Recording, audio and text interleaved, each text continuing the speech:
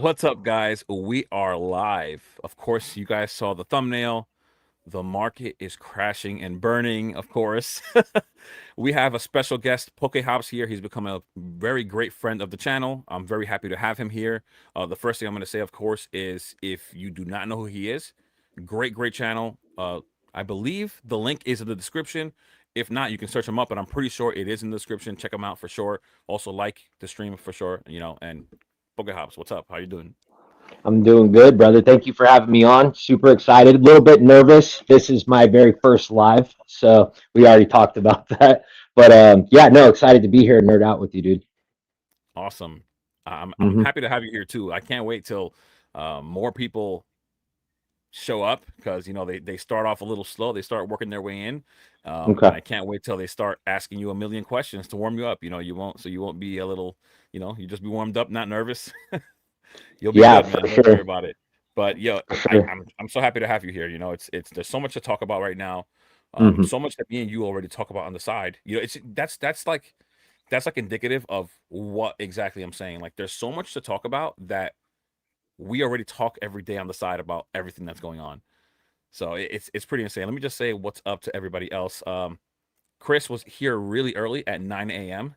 He wrote this at 9 a.m. because you Wow. can hop in here and say things, but he did. Sorry, he's not here right now. Adro, what's up?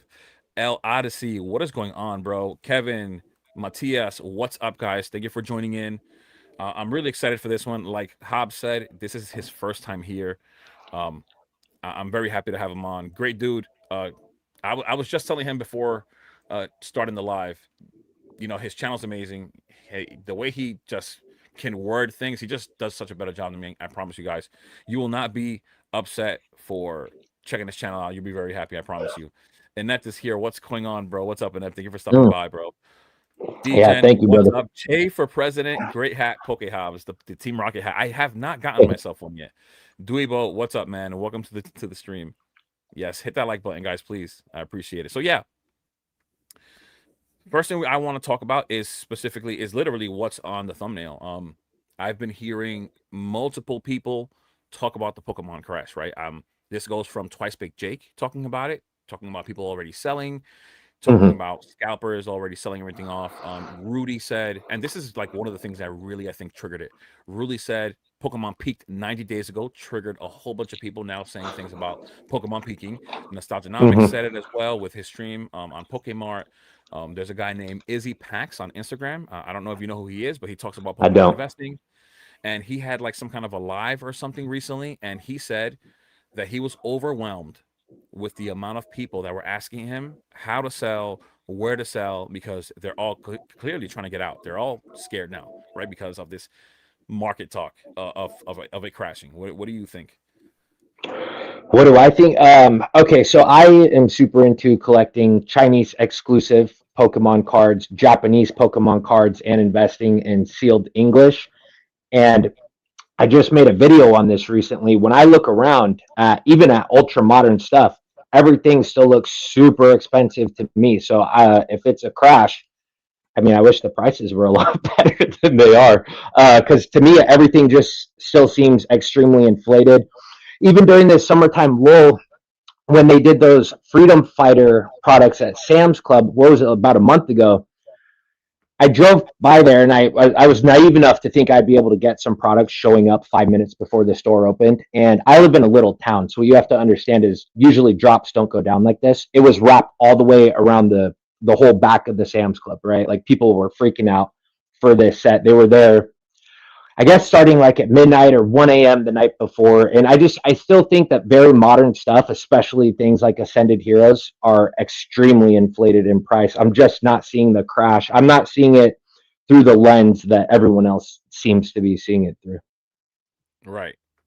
Yeah. Now, it's of course one of the other things that have started this like insane, like it was part of the fuse, I guess, is the Reapers. Oh, and at the same time, maybe if you can move the mic back a little bit. I think you sound like a little too close. It sounds like you're a little too close to the mic, even though I don't know how it's a headset. But maybe you can lift the thing up a little bit. Yeah, I could do that. Is that better? And Yeah, that's, I give me think a thumbs I think up. that might be a little better. It kind of created some distance. Um, Okay. So one of the things that clearly did it was the reprints, right? The not only reprints Mhm, themselves, like clearly we're seeing Destined Rivals reprints, both the ETBs and the booster boxes. Not only that, we're seeing Journey Together non-enhanced booster boxes starting to come, right? We saw them come from the Pokemon Center, mhm, mhm. and the fact that the reprints were just simply brought up about Phantasmal Flames has already brought that price down. It has also cooled off the Ascended Heroes ETBs because that was also in discussion as well.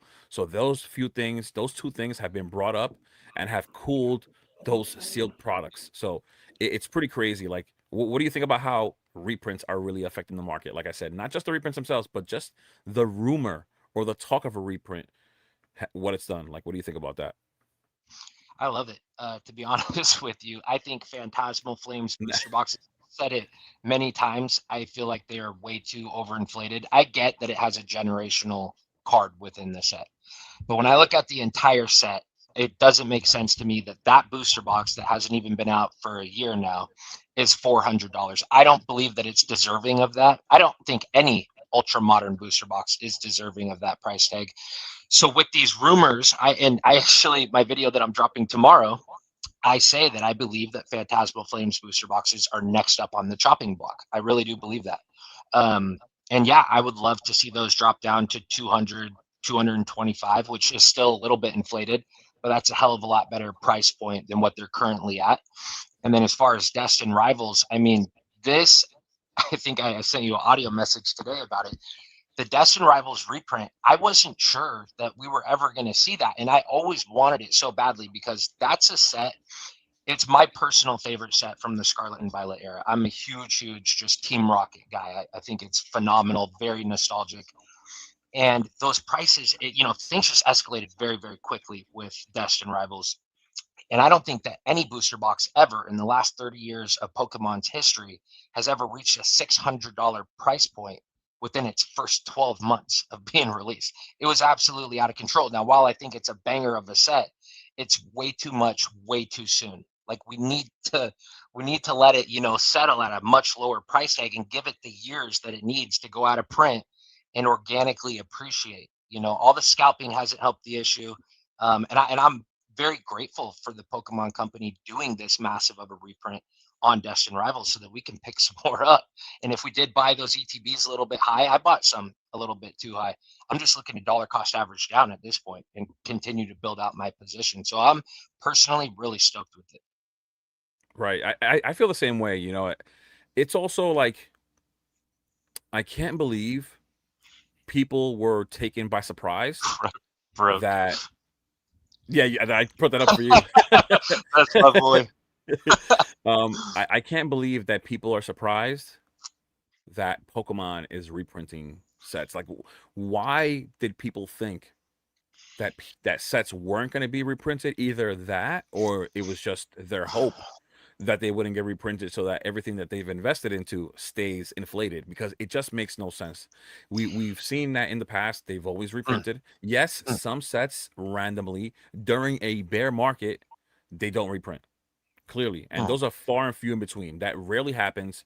It's not the type of thing that we see happen all the time. Most sets get reprinted, but people still for some reason thought that Destined Rivals wasn't going to get reprinted. The hottest set in the Scarlet and Violet era, for some reason, like even that, just thinking about that alone, mm. that's crazy, man. Like, I can't believe people really thought that was going to happen. We have Well, a I would like Real to quick, we have a touch super on that. chat. Just want to shout it out. Car Oh, Craze, thank you so much for the $5. I appreciate you, bro. What's up, man? Thank you for joining the stream. And real quick, Krabby, just wanted to stop in and say hi to these two legends. Getting ready for my own live stream. I'll catch you guys on the replay tomorrow. Thank you, Krabby. Thank you for stopping by, bro. oh I yeah. appreciate you so much, man. Um, Krabby's cool as hell. yeah, man. But yeah, so I can't believe people actually are like were like taken by surprise, because if there was going to be a set that was going to get reprinted, it'd be the hottest one, right? Like the one most in demand. Like, if even if you had even a clothing brand, you would continue to make your hottest shirt. Even if it was if it Mhm. was a shirt, if it was just selling over and over, you'd make it. You'd continue to make that shirt. And I can't believe that this happened like this. Yeah. So yeah, if I can jump in here, I mean, You're so right. Like it was, stupid of us to think that this couldn't happen. But when we went almost an entire year without any reprints, anything substantial, the only thing that was continually getting reprinted and continuously dropping on these online drops was prismatic evolutions. You remember Pokemon released that statement, we're going to print the hell out of prismatic, we're going to do Yeah, the yeah, reprints, and they held true to that, and they rolled out this red carpet for prismatic, and it seemed like everything else just fell to the side, everything else got ignored. Destin Rivals got ignored until over a year after its release date. We're just now getting reprints. Brother, we're like 14 months since, we should have had those reprints way before now. And the yep, last time we got anything substantial before Prismatic started getting that VIP treatment that it got was Surging Sparks. And that clearly put a dent in the Surging Sparks booster boxes. And then, like, I don't know, I'm just going to speak for myself here. A lot of these guys, like Rudy from Alpha Investments or Danny Phantom, he has, a decent distribution himself. Even Danny was making videos. Where's the reprints? Where's the reprints? We were all wondering the same thing. And when you say, how could we think that there wasn't going to be? I mean, you're so right. It seems obviously they're going to reprint the hottest sets. That's leaving money on the table for them if they don't reprint them. But the fact that they just went for so long, I was losing faith. Like I just said a minute ago, my faith is now restored in Pokemon. I'm so stoked for this. I can't wait to see Phantasmal get a reprint. Ascended Heroes, they're $167 in ETB right now, brother. I want to see those down around that $100 price tag. I want a massive reprint for that one as well, and I think they'll yeah. do it. I'm incredibly happy as well. Honestly, Mm-hmm. I've been waiting for things to get reprinted, especially Ascended, because I think I'd let you know my brother had passed away in February this year, and it was literally when Sorry. Ascended happened. I was not clearly involved in Pokemon whatsoever. So when I finally did come back, I took like a month off of like content creating and just the whole market. When I came back, they were already at $150, and I was like, no way. It I was like, escalated yeah, very I'm quick. gonna have to skip this because Mm-hmm. I'm not gonna go against the things that I've been practicing this whole time, what I've been preaching, which is your entry point, like buying at a good price point. And now we're even hearing like even Ascended Heroes, they've been talking about that getting reprinted as well. And that's why it's come down from that 180 to 170. It's like in the 160s now. It's been trending in that spot. Mm-hmm. Um, Yeah. and I can't wait till that thing drops down as well. I have a feeling that because it took that slot, like the exact slot where Prismatic got released, that got released, and I Mm-hmm. have a feeling that that may get that Prismatic treatment, and I really hope that it does, just because not only because I want to, of course, just buy a whole bunch of the sealed, but I also want to rip it. Like I haven't had the opportunity to rip that set, man. Ascended. Yeah, I haven't really Mm. had. Like I ripped my 4 booster bundles from the Pokemon Center, um, and maybe a 3 pack blister. No, I don't think so actually. And that's it. That's all I've ripped for that. Yeah, I think I only ripped like 15 packs of it. Um, and thanks to my boy Pokey Pasoda, he sent me a care package early on. I wasn't able to find the. Well, I know I got one 3-pack blister at like a Best Buy, but he scored pretty good, and he sent some for Bria and I to rip open, and we did Nice. pull one mega attack rare. It was the Electros out of 15 packs. And those mega attack rares in Ascended Heroes are some of my favorite cards, just values aside. So it was fun, but yeah, trying to hit any specific SIR, good luck. Good luck to you. It's a brutal one. Yeah, you know what? I'm I did get. I guess you didn't rip much of Ascended either, and I'm pretty No, sure you're itching to rip some too. Um, I at least I guess I can't be that upset because clearly I pulled more than you did just from my 4 booster bundles. I pulled a Halucha SIR and no the shit. Gengar, yeah, and the Gengar Mega Attack Rare. That's So so sick. I at That's least so got sick. those. Now I don't feel as bad because you Yeah. did worse. No, and I've been enjoying Ascended Heroes, like buying the singles. Right. And I will probably I said it recently. I'll probably continue to enjoy that set because it's like, correct me if I'm wrong, it's the biggest Pokemon set ever in 30 years of history. It beat Fusion Strike as far as numbers of cards within a set. There's just Right. so much good stuff within it to collect. I don't think that I'll have my fill of that for years to come. To be honest, it'll keep me and busy. that's why I really hope that it gets a prismatic treatment. Hmm. I'd love to just rip as Same here. much as I want. Same You know, here. Totally. I don't want to rip what I can get. I want to rip what I want for that set. It's got so much Hmm. in there. You know, I clearly wear this Gengar hat all the time. I love Gengar. I also am a very big fan of Dragonite, and it's like one of the top chases in there as well. I love the Mewtwo in there, the Pikachu, which you love. It's Yes. amazing. Very Like clean. Yeah. I really have not. I don't know if I'll ever have the opportunity to get as much as I want or rip as much as I want, but I just hope so, man. It's crazy. Yeah. But I do feel Ripping like it. it's gonna come. I think ripping it, if it was MSRP, if it was $5 a pack, we could do Yeah, that guilt free all day long as much as we yeah, want. yeah. That I love so much about Pitch Black. That's why. That's also why I did Yeah. rip those booster bundles. You know, because like I told you Yeah. before, like yes, I invest in this into the stuff. I buy the sealed, but I'm gonna Uh-huh. also enjoy it. Like I'm gonna really enjoy it. So I got those 4 booster bundles Hmm. from the Pokemon Center at MSRP. I was like, yeah, I'm ripping these. What is if these 4 booster bundles like make or break my investments? I'm cooked. Oh yeah. It's a small drop in the bucket. Absolutely. Right. Yeah, DJ. He wasn't prepared, bro. It's okay. It's all right. He'll get in. He'll eventually have another mic. Oh Something shit! Is it sometimes it still like off? distorts. I don't know. Sometimes it distorts. Sometimes it's like really loud, or sometimes it's good. Sometimes it's perfect. I don't know what's going on. Oh I don't. no, yeah, my bad. Right now, you sound good though. Okay, I'll leave it at this distance. Yeah. Right now, you sound good. But like I said, you're not prepared. It's the first stream. I was gonna ask you. You were 16 minutes in. You feeling good? You were a I little nervous am. before. You feel Yeah, good? Awesome. I didn't realize that much time had passed. To be honest with you. I'm telling you this. When you're having a good time, just having conversations about the things that you enjoy, time flies, Hmm. bro. Time flies. Yeah. DJ stopping in. What's up, DJ? What's going on, man? Look, your boy right here, Broke. Broke said you will never get Ascended Heroes sub 150, and you will be happy about that. Broke is so That's funny. like the title of his last YouTube video. You won't get the 30th, and you'll be happy about it. Yeah, That yeah, video, bro. By the way, great job, bro. The views on that was out of control. You did it. He nailed right. it. It was a good video. Yeah. Yeah, I can't wait. There's a lot like, Ascended Heroes is just so in demand, and I can't Hmm. see, just like Destined Rivals, I can't see how Pokemon won't reprint that. You know what I mean?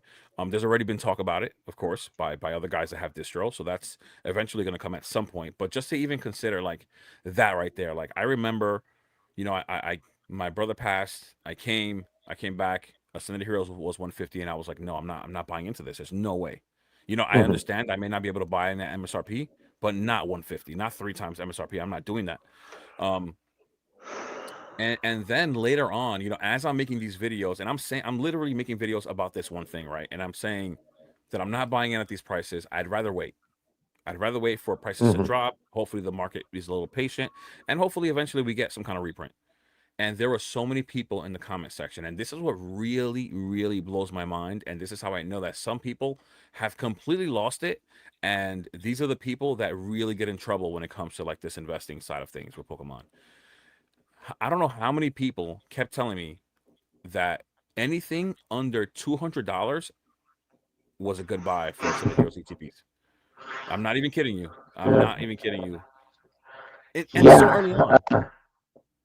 It's a very very steep price tag for a set that just it what technically released at the end of January, but that was like a soft launch, bro. Yeah. They were supposed to Well, have 2-pack and 3-pack blisters, and then oh sorry guys, we can't deliver on the 2-pack blisters. We only have the 3-pack blisters. That was the weakest release I've ever seen. And then it wasn't until what like mid towards end of February that we got those ETBs, if I'm not mistaken. right. Yeah, Yeah, that's so what it was too. That's it's like what I was mhm, talking about when I was talking with you. Like I said before, we always talk on the side. So it's like this thing where we're having this like false sense of scarcity. Even if we didn't get much, it still seemed like we had even less because everything was so staggered. And we're seeing the same thing happen with the 30th anniversary, even though we're going to clearly have a lot of it. I'm not saying that mhm, we're not for right. anybody, in the chat. Clearly we're going to get a lot, but it's still going to be staggered, and it's going to make it seem as if there isn't as much products to just go around. It's going to look like you go to a store, and there isn't going to. Normally you'd see ETBs, 3-pack blisters, booster bundles, this is not going to be the case. Everything is staggered. All different kinds of sealed Yeah, products are going to come up at different dates. I'm not a fan of the staggered releases, but at least with the 30th, where I am a lot more hopeful for the 30th than I was Hmm. Ascended Heroes. By the time Ascended Heroes came, they canceled the 2-pack blisters. They only had the 3-packs. With the 30th, we have the ETBs, and then there's like 3 other product SKUs, if I'm not mistaken, also releasing on September 16th. So already, right off the bat, we're off to a better start than we were with Ascended Heroes. So I am slightly more hopeful and optimistic that it won't be as much of a shit show. Right, for sure. I am too, but Yeah. I can't ignore the fact that it's going to seem like there's not as much out there as there really is because of this Mm. staggered release. I don't think it's a good plan at all. I don't know who Yeah, I'm came up not a with this fan. thing. I don't know who came up with this thing in Pokemon, but they need to fire this guy. I don't know who he Hmm. is. Hmm. Like it's just it's affecting the hobby in so many different ways, especially because like I said to you, something that I thought about really deeply was how the botters play a role here. Like, yes, at the store, like people complain about the scalpers at the store, right? But in a store, what's on a shelf is like minimal. What do we have there? 10 ETBs, 15 ETBs, maybe 20 collection boxes. Hmm. Online, where we're seeing thousands of ETBs dropping thousands of collection boxes. Now, when you have this staggered release, now we're thinking like it's a problem. And then Yeah. somebody who is buying everything up can target a specific item, the one item, because they don't have to worry about the other one for a week or two. It's not dropping. Hmm. I feel like it creates such a big problem. It's not even funny. Yeah, so for me, I don't love it, and I didn't love it with Ascended Heroes, but I did go into GameStop. I made a whole YouTube video about it beforehand, saying that I was pre-ordering those ETBs at $100 a piece. Because like you said, when these sets do release, well, first of all, people start lining up freaking 48 hours in advance in front of a Best Buy or Target, which is absolutely ridiculous. I will never ever join them in that. So Right. at certain points, like when I was looking at Ascended Heroes, I was, I guess, somewhat okay with the $100 price tag. Not stoked about it, but I figured that's as good as I'm going to get unless I'm willing to go, bring a tent and a sleeping bag and, throw stuff in front of Best Buy just to get 1 or 2 ETBs. Your mic went off again. You sound like an alien. Oh shit, am I losing you? I don't know what it was doing. It just gets distorted. That's really crazy. I'm gonna have You to get a sound new good. You one of sound good these. right now, to be honest. Okay, okay. My bad. I lost my train of thought. The one thing I will say is that Hmm. at least know this, that the mic is really sensitive. Your mic is really sensitive, so you don't even have to shout to get heard. But I Gotcha. want to see something real quick. I think I can edit your um it doesn't let me. Oh, I think you can control the volume for your mic if you want to. You have like these little 3 dots on top of your little camera screen on the top right, Yeah. Let me and it see. says edit mic settings. At your camera where it shows like literally in the screen of where your camera is. Looking. Do you see it?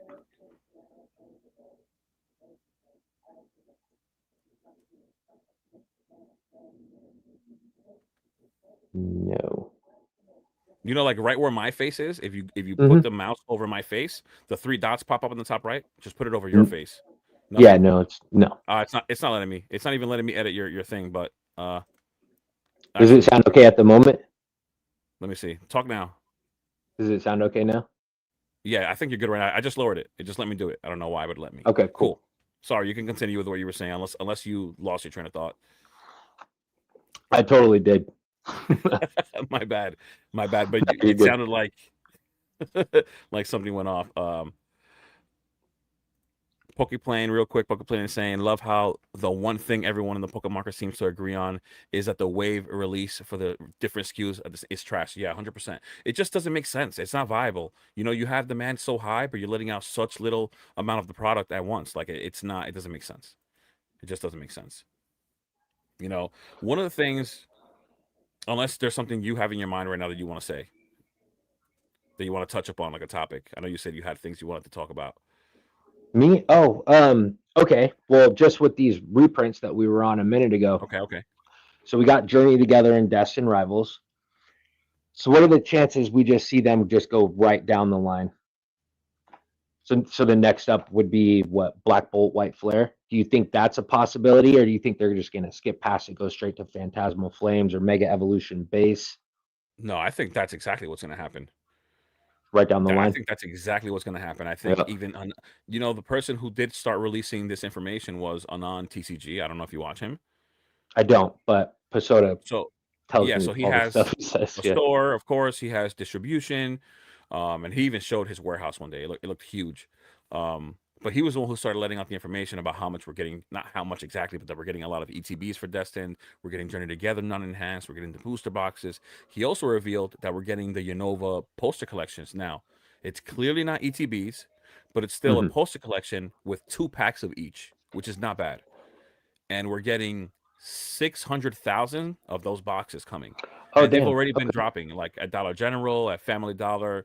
I think Rev in the Discord had shared that he actually picked up like 6 of those because they're dropping already. And that's 600,000 of those collection boxes, meaning we have double of that for each Black Bolt and White Flare when it comes to packs. So it's 1.2 million packs of Black Bolt and 1.2 million packs of White Flare coming to the market, which is Cool. So already it a looks great like they're start. just going straight down the line then. Yeah, I hope Yeah. I hope next it's like the booster bundles and the ETBs, because the booster bundles have been going off. What, I for don't know if Black you've Bolt and White noticed. Flare? Yeah, they've been. Let me just look real quick because I can't remember exactly, but I know that they were already getting expensive and like people were not talking about it. But because of the lack of product, like it's been crazy. Um, $96 for the Black Bolt Jesus. booster bundle. I did not know that. $96. No, I grabbed it was like 2 or 3 months ago, and I should have invested built a little position into Black Bolt and White Flare sooner than I did. I jumped in right after they started passing that $100 mark, and I went to a show. I bought five of each, and then even during the summertime lull, that's like whenever I do check my collector app, that's the one thing that seemed like it just kept steadily going up. So I think those definitely need a reprint. The ETB specifically, and from what you're telling me, most definitely those booster bundles. That's out of control. Right, it's insane. And the White Flare ones are $86 a booster bundle, just so you know. Okay. Okay. So they're $10 less, but it's still really expensive for something that hasn't even been out for a year. Um, and it also happened while no one noticed. Like people were buying it, but it wasn't getting talked about. Content creators usually pick up everything. Those things Hmm. just started taking off, and it was caught like pretty late by anyone making videos.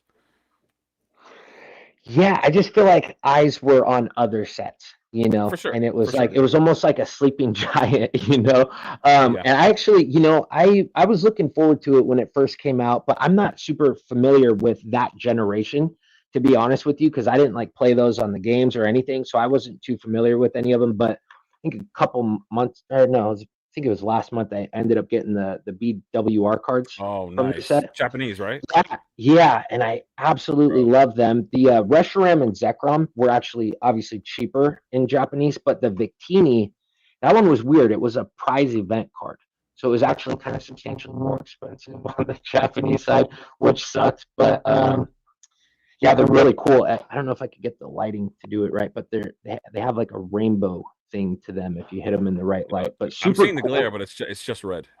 Yeah. Let me try with this one real quick, and then I'll But just look there's at them nothing up. like in hand. And there you see it. With this one, you see it. You see it, This and then one, like, I know Zekrom. Yeah, you can see the rainbow on that one as well. yeah, You know, it's so I sick, know dude. Zekrom is the favorite of the two, but I like the Reshiram so much better. It just looks so clean. Like the white on white looks so clean. I love them all, to be honest with you. Victini became like one of my new favorite Pokemon. Really? Yeah, it's the weirdest thing. But after I got the BWR cards, then I went and picked this one. I really like Oh no, that Victini. one. That's the one you showed me. Yeah, That card. I've yeah. never seen it before. Let me show your screen real quick.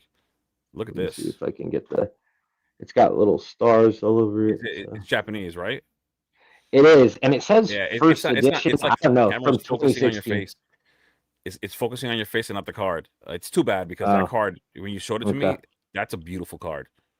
That card is beautiful. I had never seen it Yes. before.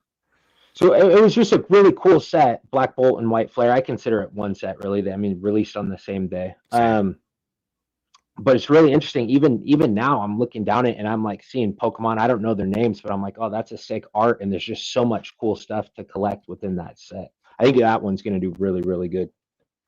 Yeah, it's funny you're mentioning that, saying like that you don't know their names. Somebody tried to make fun of me because I didn't know this trainer's name, Zinnia, in the new set in Delta, Mm-hmm. right? And I'm like, okay. And my response in the comments was like, well, there are over 1,000 Pokemon. I bet you can't name them all. And the guy was like, Yeah, it was just a no. joke. The guy was like, it was just, I know that it wasn't just a joke, and you were trying to get one on me, but when I responded to you and I told you there's over 1,000 Pokemon, you thought about it. Yeah, I bought my son this Pokemon like pronunciation book. You know how like do you ever watch Poke Plumber? Like how at the Yeah, end yeah. he'll do the Pokemon of the day and how to pronounce the names. I actually got a book like that, and it does help, because there's just been like when I was a kid, in the '90s collecting, it's Gen 1, dude. Yeah. Well, That's that what was also it our was. time. Yeah, and I didn't jump back in until 2020, so like I missed a lot of stuff. And yeah, I definitely pronounce the names wrong sometimes.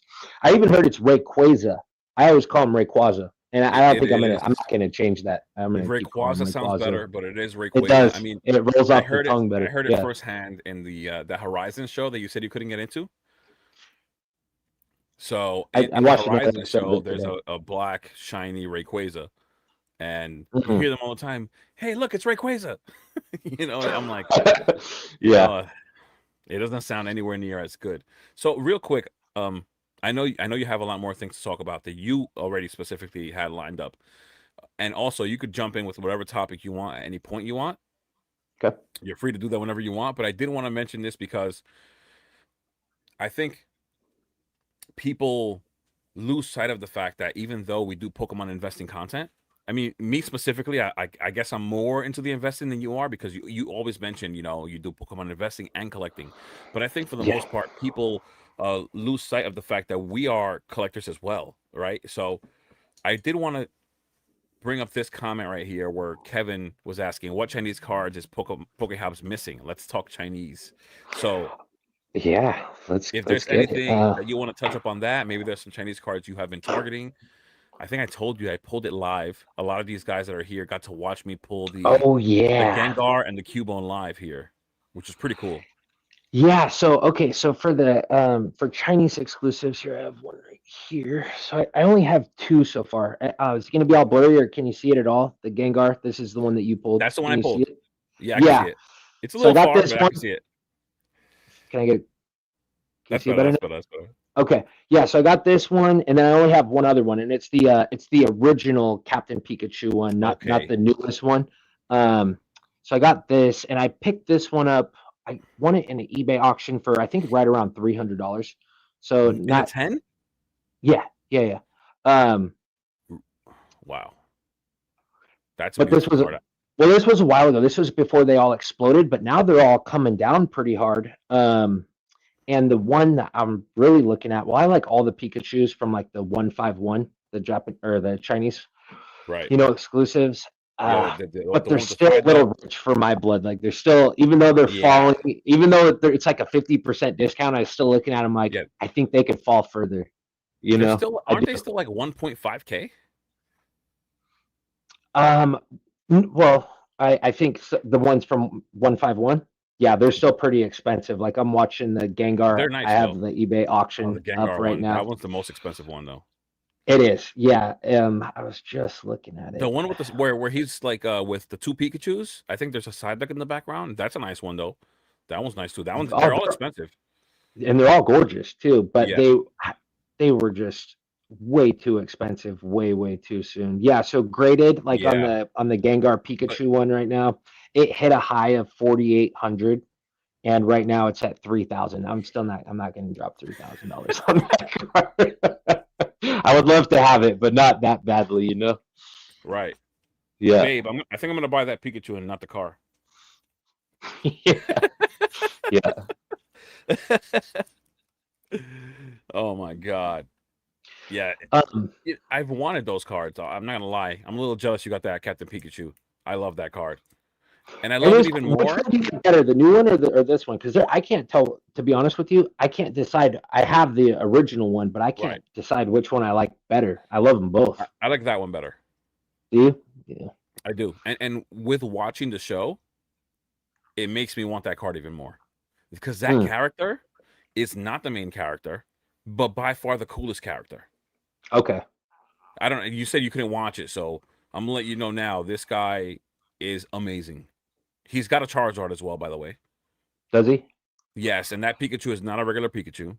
Like it learned a move that it's like makes like this tornado with like electricity, and it like can almost fly. Basically, it'll throw itself in the air with the wind that I don't know. It makes like a little whirlwind.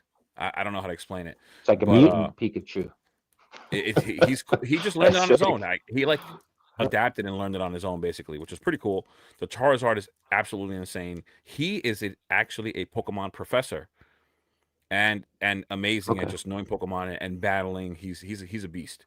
So he's by far the coolest character in the show, and that Pikachu is pretty cool too. The Pikachu does whatever it wants. He doesn't even have to tell it to do things. Sometimes he says it all the time. Like it just fights on its Yeah. own almost. It's cool. Yeah, and then just on these Chinese exclusives, like those the evolutions Chinese exclusives, those were super cheap for a while. They shot up. I think Yeah. those are coming back down right now too. But for a while there, they were like super affordable. The I feel like the time frame to get in on those Chinese exclusives really was like last summer. The Yeah, prices were when they real first low, released. dude. Real attractive. Yeah. Um, and then there's like a Rapidash one that is either Rapidash or is it Ponita? I don't remember. It's Ponyta. It's Um, Ponyta. Ponita, and what is that? Yeah. Gem Pack Volume 5, I think. Yeah.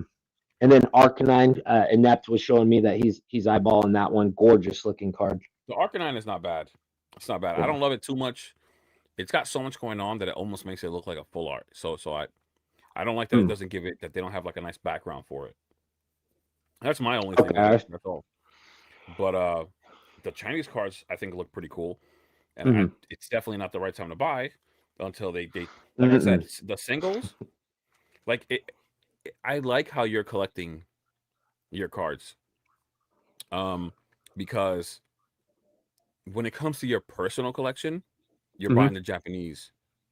Oh yeah, And for yeah, the on personal everything. for like my personal stuff, like yeah, I like English, but I also really like Japanese. Like the texture is amazing in Japanese. It's way better. The value is not there, but I don't need it to be there for my personal collection. I don't need it to be the most valuable thing in the world. Oh well, yeah, exactly. And they are usually more more affordable. Yeah, Not in every circumstance, but usually. And yeah, just really really fun to collect. It's my favorite part about the hobby is collecting the right. damn cards. But yeah, obviously do the investment channel, and we touch on that quite a Yeah, bit yeah. as Well, well. it's just a channel, Yeah. but the thing, like I said before, like I've said it to several people, like for some reason the YouTube algorithm doesn't let you do everything you want to do. Like I can't come on here and talk about cars. It'll like destroy me. You know what I mean? Like it Mhm. just won't. It just so sometimes when I talk about things that aren't Pokemon investing, it hurts the channel. Like it hurts the viewership, it hurts the reach, and so you kind of feel like almost pigeonholed. I'm trying to like break out of that now, and I'm trying Mhm. not to do so hard. Like I'm trying not to go so hard on numbers, but also talk about like my mind, like what I think, how to move on to things, like maybe like what not to do, what to do, what I see happening. So I'm trying to break away a little bit from how the algorithm has kind of like pigeonholed me. So I'm Right. trying to work my way out, but collecting, like liking Pokemon, being around Pokemon since I was 10 years old is what got me here. It's literally the road that Mhm. led me here. Even if it is investing, it's what led here. Without it, I wouldn't be here. Same for you, I know. Yeah, yeah, well, definitely. And just because I got back in, and I've told you um, around COVID, right? And so I want to say it was towards the tail end of 2020, and I feel like my biggest mistake was not investing early on. Now I do have stuff from along the way. I was good about keeping one of everything sealed. So like the sets like Evolving Skies and Chilling Rain and those kind of sets that had two different variants of the ETBs. I do have one of each, but I feel like it was such a missed opportunity not going about this hobby with the investor mindset earlier on.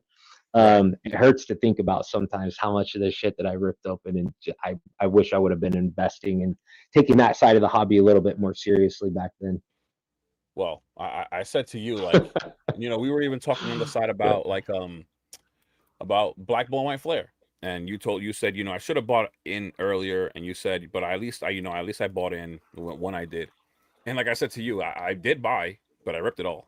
You know what I mean? Yeah. It, Yeah. it is what it is. I don't have any Destin Rivals ETBs. I think I bought like 5 at MSRP, even if it's just 5, because I have what do I have? I have a lot more booster boxes, but Mhm. I had 5 ETBs, ripped 4, and gave 1 away on the channel. Like, it is what it is. Yeah. Like I would have not enjoyed it the way that I did if it didn't go that way. It would have been a totally different thing happening here. Like I wouldn't be as happy. Like if I couldn't enjoy, I was going to show you this because we were talking about it earlier. Like, Show me. No shit. You have that? yeah, That's so sick, bro. right. But like, Yeah, you're so right. like That I love Sleepy Dragon this. Knight, it definitely trumps the mega Yeah, the Dragon Heroes Knight one from for sure, for yeah, sure. for But definitely like, so good. this is what I love. You know what I'm saying? Like I do Yeah. like, and I just want to, it's nice to stop and talk about this because a lot of people come on here and they'd say, well, I used to get these comments all the time. You don't even like Pokemon. You just like the money. Hmm. Yeah. Yeah, we all get those people in the comments. Like, and I'm like, little do you know, like till this day, I still remember everything that I like. If you gave me like all the games I played, like Red version, Ruby, like I still remember everything that needs to be done and how to do it and where to go. Like it's like embedded in my brain, like because I loved it, like played it so much. Yeah. Yeah, it's so good. It was such a huge part of my childhood as well. And I don't know, did you guys have like physical Wizards of the Coast locations out there? Because I was born and raised actually in Seattle. So I think that's where like Pokemon like had their print facility. We definitely had a few different Wizards of the Coast where I was at. Well, I didn't mention this to you before. I know we've talked a lot already, but we didn't really talk much about like childhoods. When I was a kid, my family wasn't really well off, and I was also one of 7 kids. So not being well off, not being able to afford Mm. to buy much at all. Like we did have some Pokemon cards, but it was like a pack here and there. It was nothing crazy. So Hmm. I don't know anything about any locations or anything like that. I have no idea what was around me. I didn't even consider going to ask my parents for Pokemon cards. It was really my brother asking for the money because I already knew it was going to be a no. You know. Hmm. Hmm. So when I was a kid, I couldn't buy much. Now I'm buying it all because I'm a scalper. Yeah, yeah, because we're like just big kids with adult money now. Yeah, Hey, better late than never. yeah, yeah, absolutely. Now, all right. Now we let people know a little bit about the collecting stuff, which I have. I have so many cards up here.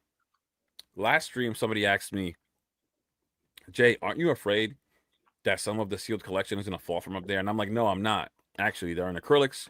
They're pretty stable. They're not moving anywhere unless I tackle this damn thing behind me, right? Now, I do have 2 large stacks of cards, like, Okay. stuff in front of me. And if I shake this thing the wrong way, I'm afraid to what's going to happen to that stack. But It's gonna it's so rain funny rain because, on like, you. yeah, so many cards. Like, I could grab a stack and you'll see it'd be a stack of top loaders. I could have fit. It's 2 stacks, like a foot, a little over a foot tall each stack. Like, Mhm. too much, too much. But Do you have it like set aside for grading when the value tiers do open back up? I do have another separate box Hmm. full of cards that I was pre-grading, and then the other ones eventually I'll move off some other way because I've mentioned on my channel a lot that I want to vend. Yeah, So when the yep, time I comes to have heard vend, you say that. I will move those through the vending, and of course I'll just let people know like it's probably not going to grade a 10. Great condition, all near mint, Hmm. but probably won't grade a 10. You know, at least let people know it's. I like when people were honest with me. Like I went to a show, and I would. This guy had like I don't know 3 tables to himself with so many, like a whole bunch of cards, and he let me know like, listen, these they're all in great condition, but they probably won't grade a 10. I'm letting you know now, and I love the honesty. So I'll be doing the same exact thing when my time comes. But You know, it'll be dude, a great way to yeah, it'll be so fun. I go to a right, ton of card shows, and I feel like a lot of times vendors get a bad rap.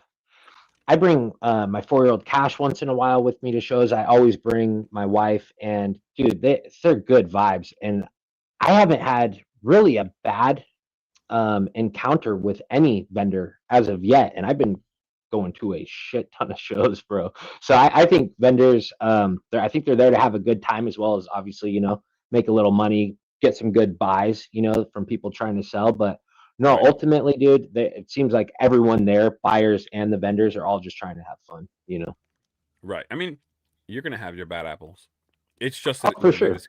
Not every person is gonna be a good person, you know, and it's just the case. And that's really what stands out the most, right? Like a sore thumb. It's usually the bad one, and then it makes everybody else look bad. But I think for the most part, I've ran into like some really good people. I truly have. Yeah. I haven't been to a show in a little bit. Um, I think it'd be different right now, maybe with everybody like wanting to sell and vendors not wanting to pay 85%. They want to do like 70% if you're selling something. I think it'd be a little different, but I also think it'd be a good time right now with everything dropping in value. If we went Yeah, so I'm like obviously I'm here in Texas, so I'm okay. I'm hearing that out in New York, and then I saw another guy make a video about vending in California, and they're talking about that 70%. But I want to hear like more specifically, like what are we talking about here for the 70%? Because where I'm at, I went to a show I think 2 weeks ago, 2.5 weeks ago, multiple vendors as far as slabs go, PSA 9s or 10s. I even did a whole video on it. Any slabs $500 market value or under, they were happy to pay 85%. Above the $500 threshold for market value, they were paying up to 90%. And then he told me on any true grails, like a $4,000, $5,000 card, we'll talk about 100% of market value. And again, this was like 2.5 weeks ago. So again, I can't speak for the whole country and how shows are going on, right, but at least here in Texas, that's my experience. But when I hear 70%, I'm wondering like, okay, is that sealed product for like stuff that's still within print run? Like, someone walking up trying to sell you their Phantasmal Flames ETPs or something like that. That I could see maybe 70%. yeah, I'm hearing a lot about that. I'm even seeing Mhm. like vendor POVs, and they're buying only at 70%. Regardless of who it is, I'm seeing that happen a lot. And Um, that's including graded cards you're talking about? no, just like raw as well. Um, Okay. but it's still 70% of the value. You Mhm. know, you could still come up with a $200 card and it's still offering 70%. That's a Right. pretty big chunk. Yeah. So I'd like to go see because I haven't been to one since New Jersey Collecticon. So I want to see what it's like right now. I want to see like where the temperament is, like the show. I want to feel it out and see what these shows are doing right now because but at that time when I went, everyone was still extremely confident. Like the people who are like scared now or maybe selling stuff off, they weren't afraid at the time. At that time, everybody was still pretty excited, pretty confident in Bullish. Pokemon continuing to go to the moon, you know? Mhm. Mhm. So I want to see what it'd be like right now because Yeah, everyone was I'm gonna confident. see real soon here. I'm going to doing the Dallas card party. I'm so excited for it over Labor Day weekend. So it's Oh, that's really September soon. 5th. Yeah, it's supposed to be huge. I've never been. It'll be the biggest show that I've ever been to. I'm super pumped about it. So I'll definitely, do some recording and show you guys what the overall like sentiment and energy of that show is. But I have a feeling it's going to be fun and good vibes. I can't picture it because it's ran by Deep Pocket Monster, Pat Flynn. I feel like they're going to try to make it super fun for all the attendees. It looks like it's always a great time though, the way Hmm. they set it up. Yeah. You know, it looks like they always do a great job. They make sure to invite content creators because they know content creators interact with such a pretty decent part of the hobby, so Yeah. especially when it comes to the people that do collect Pokemon cards and buy, you know. Um, I did want to get into. the 30th anniversary and the products themselves, how are you Hmm. looking at it? Like, what's your plan for the 30th? And what do you see happening? Okay. So, all right. So, what I'm looking at for investment purposes, this is going to sound crazy, but there's one product and one product only that I'm going to be watching extremely closely the day of release and that first week of release, and that's going to be the Pokemon Center exclusive ETBs. Okay. So with Ascended Heroes, I went to a card show. We're just talking about card shows. I went to a card show like 2 days after those ETBs dropped, and I picked up four more Pokemon Center exclusive ones at $250. Obviously, really happy about that. I did some research. I did not do that with Prismatic Evolutions, but Prismatic Evolutions, right at release, were $250 for those Pokemon Center exclusive ETBs. So if these 30th, now when I'm looking on eBay, they're still kind of all over the place. Things will change for those Pokemon Center exclusive ETBs when they actually drop and we all start getting them delivered to our house. Everyone that secured some on the Pokemon Center drop. Right. And those prices will fall from what we're seeing right now on eBay. So if I'm spotting those anywhere around $250, I'm definitely going to grab some. Other than that, I'm just going to have fun with it. I think we have time. I don't think that any of us need to feel rushed into investing into the 30th anniversary because I think not only have they already printed a massive amount of it, I think they're going to keep hitting it, keep hitting us with it for a long time. It's an anniversary set, dude, and it's Yeah, I agree, man. I think that's gonna be the yeah, same exact thing. yeah. Real quick, Chris, what's up, bro? I saw you sent a message at 9 a.m. this morning, bro. You were almost 12 hours ahead. Vegan is also popping in to say what's up, Big Dog Hobbs, crashing the card party. Hopefully, some good content coming. Yeah, Um, yeah, man. I think the 30th. I think we're gonna get a lot. I do I don't too. think, like I said before.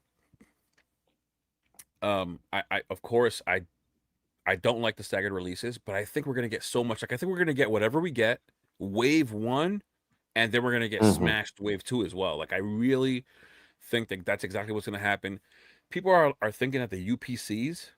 I don't know why they think that we aren't gonna get a lot of UPCs. We got a whole bunch of these the Mega Charizard UPCs. We got a ton of those. Like I remember, like Oh yeah, I have some, yeah. and the way I got them was that for I don't know how many weeks straight, I would get a notification on my phone that they were Hmm. dropping on Target at like 9 o'clock in Yeah. the morning.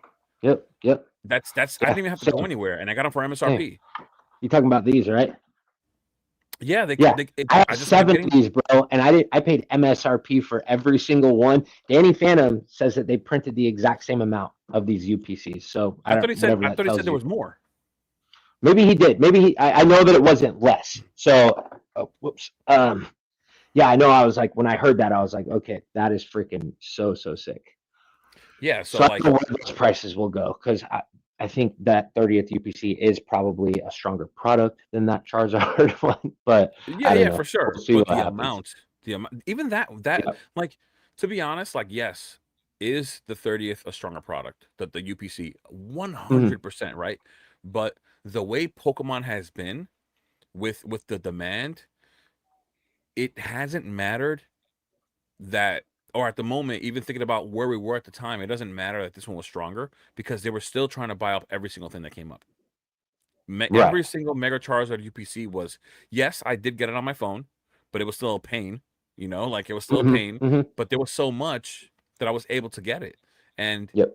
just like every other product that has released, they've been buying them all out up until recently.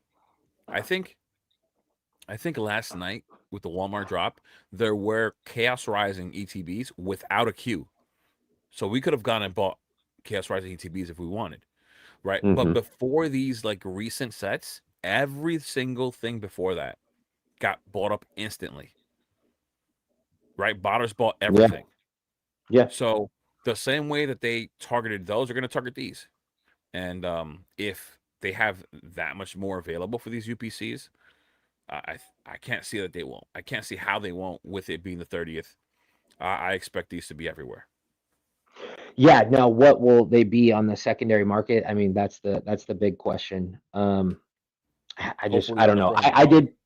Yeah, I pre-ordered one of each at GameStop for 400 each, and I'm just hoping so badly that there's a day where I can walk in before, because I up until the day before those things release, I can walk in and get a full refund. So I'm hoping so badly Right. that Which is clutch. somehow those drop. Yeah, we'll see what happens. And if they don't drop below it, then I'll just be okay with it. Then at that point, Right. and because Your boy I need one Krabby of each. Yeah. your boy Krabby picked up 8 from GameStop. That's a lot. that's that is a lot. Yeah, that's crazy. Now, as far as okay, as far as investing into the 30th, which again, I don't think any of us need to feel rushed to do that. I think that they're gonna print so much of it. But a big thought on my mind was just looking at the 25th anniversary set and how much better all the Japanese products performed than the English ones. And Ern, I don't know if you've ever watched his YouTube channel. Ern Yeah. has brought it up, talking about how that's probably going to be the move. And I'm just looking at the products side by side. I mean, bro, like the Japanese products destroyed the sealed English stuff by a mile. Is the exact same thing going to happen again for the 30th that happened with the 25th? I just don't know. But unfortunately, it's not the same playing field anymore because Japanese stuff, we think we have it bad over here. Most Japanese products are 4 to 5 times MSRP. We're complaining about what 2x or 3x Right, MSRP. right, They right. have it way worse than us right now, bro. I feel Well, bad for them, way honestly, worse than over what they're there. used to. Oh yeah, it's Way horrendous. It's crazy. they're it's worse than what they're used to, but ours is Yeah. still worse. Our price points are all higher. The Delta Rain Japanese booster box is like 150 right now. You'd be lucky to Hmm. find the English one at that price point. When the time Hmm. comes, that won't happen. Yeah. Um, Yeah. No, I just mean from MSRP to where it's yes, at. yes, You know what I 100% mean? sure. Because what's MSRP for a Japanese booster box? Like 40 ish 40 bucks, I dollars. think. Yeah. Yeah. Yeah. About $40. So yeah, I don't know. I just don't see there being really a good opportunity to invest on the Japanese side, even though I would love to, because I do think that Earn guy, I think he's right. He said he's actually going to be over in Japan during the release of the 30th, and um, Twice Baked Jake just got back from there, did a whole video on it, and he was like, if you think that you can come over here and easily find Pokemon cards, forget about it. He said you'd be better off just trying to get Japanese cards here in the United States. So That's it's kind crazy. of unfortunate because I am a huge Japanese Pokemon card collector, but yeah, it is what it is. I do think that the cards from the 25th on the Japanese side look better than the 100 English. times better, bro. Yeah, they killed it. Their stamp was way better. Everything about them. Like I have the Blastoise, Charizard, and Venusaur, like these ones. But Yeah, on the Japanese side, their stamp was hollow and gold with a 25 instead of this right. And like a Pikachu, square, right? head. Yeah, and the whole border was gold. Dude, they just hit so much harder. Yeah, They. they were for sure better. And to be Um, honest with you, I almost always think that when it comes to collecting these cards, when I'm at a show, if they have an English one and a Japanese one, it doesn't even have to be the 25th. 99% of the time, I always am way more attracted to the Japanese version. I mean, they look great. Yeah, I don't know. Um, Chris says Hobbs said Prizzy is for the girls. that he said that hurt a little because I got all the evolutions in the PSA 10 in Japanese. Hey, Chris, don't worry about me, bro. You know what? Opinions are like assholes, bro. Everybody's got one. That was just a hot take, And do I feel that way? For me, they're not my favorite, but no, dude. I think any Pokemon is for anybody. You know what? I will say this, Chris. I do feel like over the years, Pokemon has been trying to market towards the female population, or Hmm. because there's if you compare the amount of men that are in the Pokemon hobby to women, like they don't even it's such a small number. And they want to increase their customer base, and why not then include that one gender that's lacking in their customer base, right? So I do think that they've included the evolutions and they've made some of them like really girly. Like I think if you look at like the numbers or for Pokemon, I think the majority of EVs are boys. They're male. It's not my choice. This is how Pokemon made it. I forgot what the percentage is. The majority of Eevees are males, but the Sylveon looks like a girl regardless of because the gender isn't determined by that in Pokemon, but it Mm. looks like a girl. It's got bows. It's pink. And then Espeon is like a lavender purplish. They've made them all. I think they've really tried to market for women when it comes to those evolutions. Even though we do like them, I think Sylveons are amazing. I think the cards look cool. I think Espeon is amazing as well. That's my Mhm. favorite prismatic evolution SIR, the Espeon. Um, the Umbreon looks cool, but I do think that they did try to cater to females just because there's so little of them in the hobby, and it just makes sense from a business standpoint. Why not? Um, No, now what I will say though, Chris, buying all those in a PSA 10 on the Japanese side, I've done videos on those in the past. Such a freaking steal. At one point, I think you could get every single one of them. Oh shoot! Like excluding the Umbreon, you could get every single one for like $600, and then there was the Umbreon, of course, which would cost you extra. But just compared to the English ones, like it was a no brainer. right. If you're into those. And then speaking on those, I did want to show this off. My wife has been working on a little Nice. bedazzled. I've been wanting that card. Yeah. I've been Oh yeah, wanting that card. it's based off of a Generations card actually, which she has in the back of her phone. Yeah, So I've been wanting it. I thought no. I think I was gonna buy it, and then I didn't buy it because of the condition that it was in. So I don't have the card. I do want the card though. I'll get it one day. I do like that card a lot, to be honest. yeah, I got it for her for Christmas, and then she got me. She got. Oh wait, no, I don't have it here. Where is it? Oh, she got me this one for Yeah, that Christmas. one's cool. The Pikachu Yeah, promo. it's super clean actually. She was like, dude, we looked it over.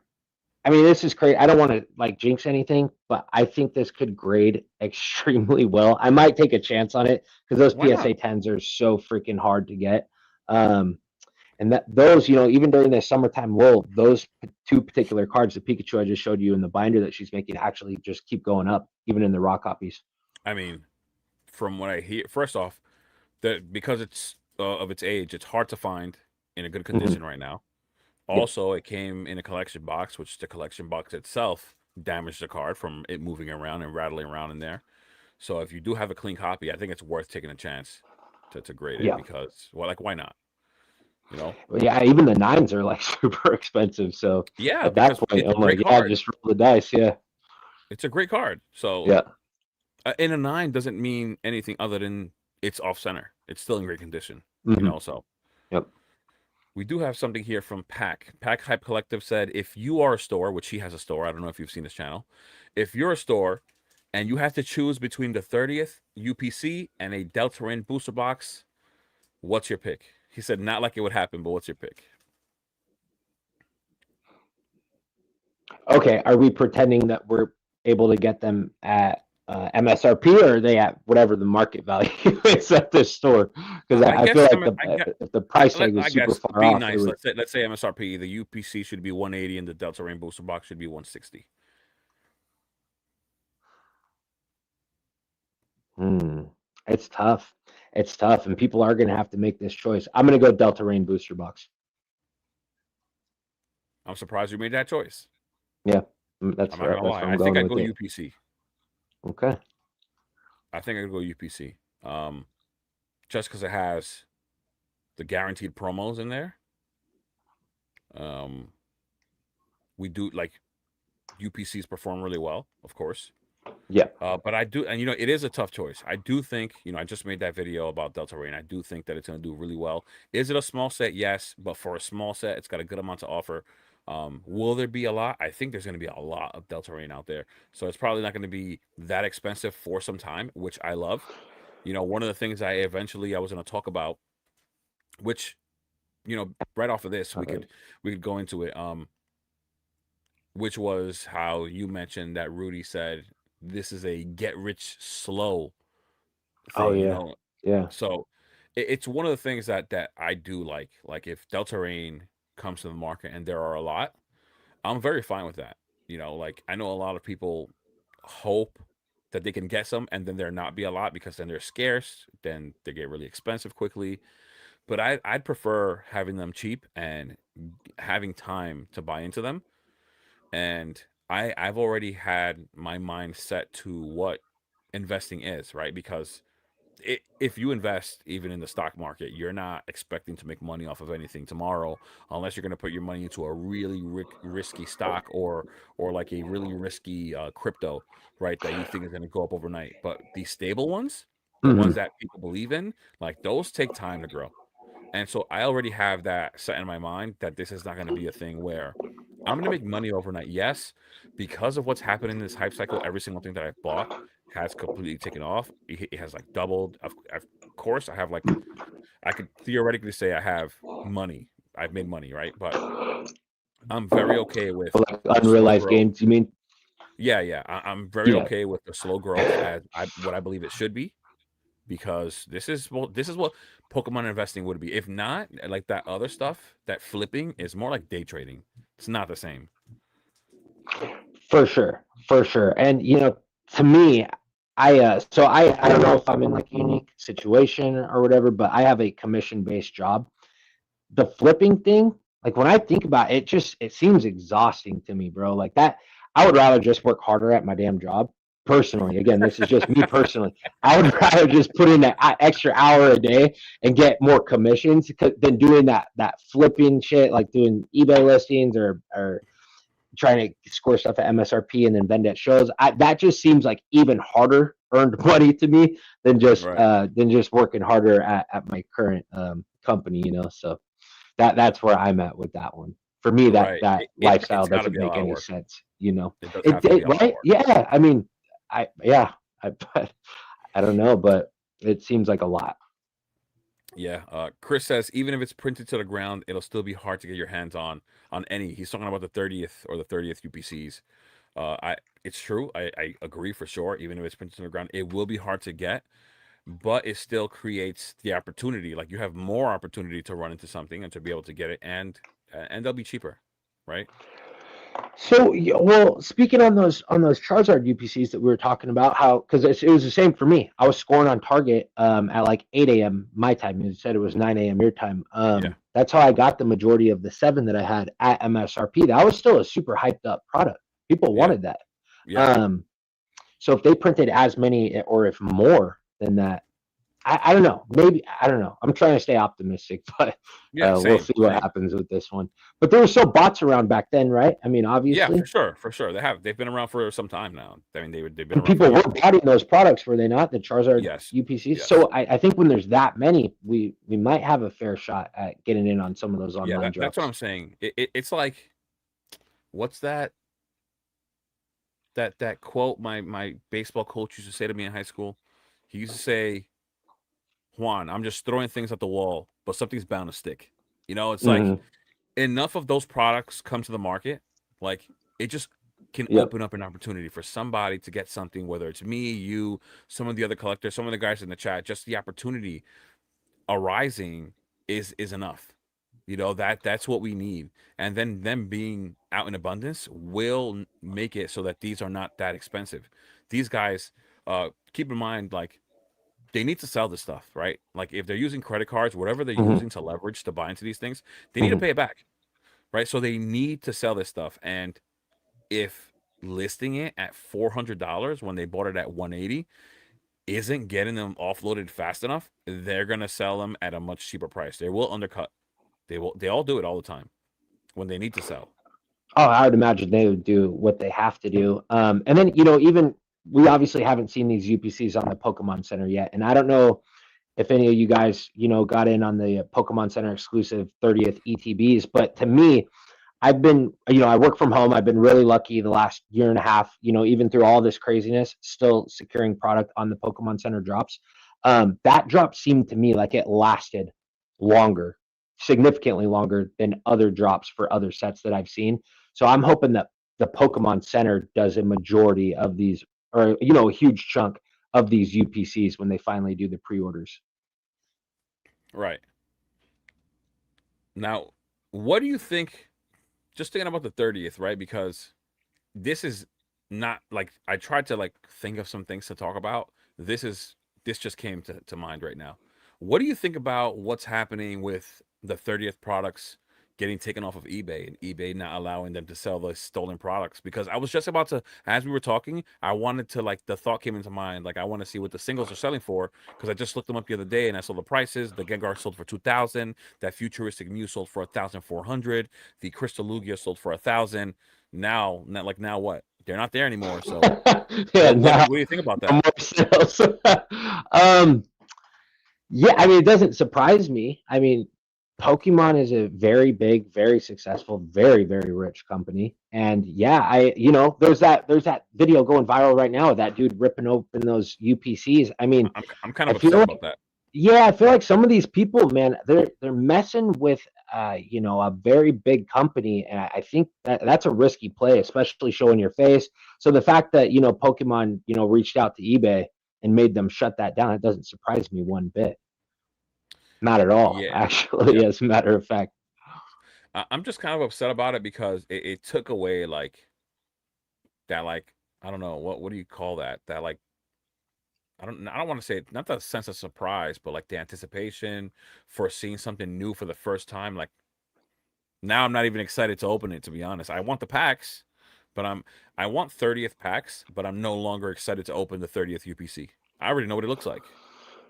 I got you. Yeah, for me, it didn't take away any of my excitement for it. I'm still super super excited for the 30th, all of the products within it. What I couldn't tell in that video though, when he was opening it, did you ever open any of the 25th celebrations No, no. UPCs? Okay, I have one here that's opened, and I actually store a ton of cards in it. So the biggest difference that I can tell you guys between this one came with like the metal cards, the Charizard, the Pikachu, and the 151 UPCs. This one actually feels premium, dude. Like it had a magnetic top. It's super, super thick. It actually felt premium. Where if I don't know if you ever opened any of the UPCs from 151, it felt cheap. It was Right. like flimsy and just like Yeah. not good quality. This thing though, I couldn't tell in the video if they like made it like sturdy and nice like this one, which I hope that they did I think they because did. it's an anniversary set. So because it just makes a nice box. I have so many cards just stored in here, just like bulk cards. I So did the same thing with the Sword and Shield one, the Charizard one. oh yep, yep, I I like that one because it has like those little. It almost looks like little drawers that you pull out. yep, yeah, Right. same as I that. Yeah, love that. So, but they didn't do that with this one. Like I said, I'm very excited for all the other products, but now like the mystery is gone. Like I know exactly what it is. I know exactly what it looks like. They also, I don't like what they did with it with the inside. Like it's that black plastic that just has the packs like set in each side, and I like the drawer thing. I like yeah, yeah, I I I don't know exactly. why they did away with that. Maybe it's cheaper for them. Maybe it's easier for them to Oh, make. So totally. Yeah, that box, just the box itself. Like when I feel it, and it was definitely an expensive route for them to go with those. Which those ones, the 25th ones, even back in 2020, a lot of stuff wasn't scalped. That was one of the products that I had to pay well over MSRP for. sorry, I was fixing something with your mic. I think I just helped you out just now. Okay, Um, cool. Thank you. I clicked on something and it took away that robot sound. It had something on its own, like it had like a echo cancellation, and I just messed. I just clicked it off and it cleared Nice. you up right up. Right Um, on. Thank you, dude. yeah, now you sound crisp, beautiful. Nice. Look at this, man. First live, you're an hour and 13 minutes in, That's and great. These were flying by, bro. I was thinking, I love Pokemon. I've never sat and talked to Pokemon for 2 hours before, so that's where I was like, I was kind of getting nervous, but this is well, crazy, dude. I feel like we just started. when you try to think about when you try to like for example think about like lasting and you try to give yourself this time, this end goal, it's not the same as if when you do it in your leisurely like like freedom, like you just do however you want. This Yeah. stuff, because it's like I said to you, just like I said to you before, when you're talking about something that you enjoy and we're just talking, and like I said, I love when I do these streams, like I'm usually alone. Like I usually like you looked at my lives. I haven't really had people on. I had Mimic Brew on, and Hmm. before Mimic I had Rev from the Discord on here. And then that's it. Right. So it's usually just me. But the fact that I can get to talk about Pokemon and something I'm already fascinated with. Like you said, it's an obsession, right? Like we look at this every Oh single day. yeah, Like I wake it's a up, problem, bro. It's a yeah. problem. Yeah. Well, Yes. it's true because like for example, Yes. right? I get up in the morning, I get ready, I go to work, but the moment I leave my house, the first thing I'm doing is turning on my headphones and watching a video. Hmm. And all on my way to work, I'm watching a video. I'm looking at the market, like I'm looking at the prices. Yep. I get off the train, right? I tell you every morning, I try to go to a diner and have breakfast. What do you think I'm doing while I'm eating? I'm watching a video. Yep. It's Yep. more Yep. No, it's the Pokemon. same shit for So me, like bro. Yeah. this is something that almost feels like second nature. We're so like so involved with this stuff. Like Yeah. it's nuts. So it feels a lot easier than what it is when you first think about it, and you're like, how do I do this? How do I speak about this for this long? But that's why I wanted to mention it to you because I knew you were gonna say it flew by. It's awesome. You've been great, by the way. I Yeah. hope everybody's It, appreciating you having you here. Um, you've it been is. awesome. I did want to point out one thing. So, with all these reprints and how we're saying they're probably going to go down the line. So, Inept and I were talking, I think it was like a week or two ago, about Perfect Order, Chaos Rising, Pitch Black. What happens when those booster boxes get a massive reprint? Because right now they're already what, just $10 above MSRP. But we're Correct. still a far cry from Fusion Strike booster boxes at $90. But is there a chance that we can get these? You know what I mean? Like well under MSRP. And I think that I don't know. I probably sound crazy saying this. Especially for anyone that joined the hobby like from Prismatic and has only been here since that time. I think that we have a real possibility of seeing those underneath MSRP. And I would freaking love to see it, bro. Well, I will say this just to start off. I know everybody was assuming Chaos Rising was going to be MSRP or under. It's rebounded, right? It hit 174 twice, and now it's Hmm. back up. It's at 187. So people are like, Is that the this is strongest of the three? no, it's probably Pitch Black. Well, Pitch Black is the newest, so I think right now Yeah. this is the strongest of the three, I think. And what's so funny is that people are buying it. Like as much as negativity as it's getting, people are still buying it to the point where it's actually holding up that price and it's not getting to MSRP because 185, 187 is Hmm. clearly not MSRP.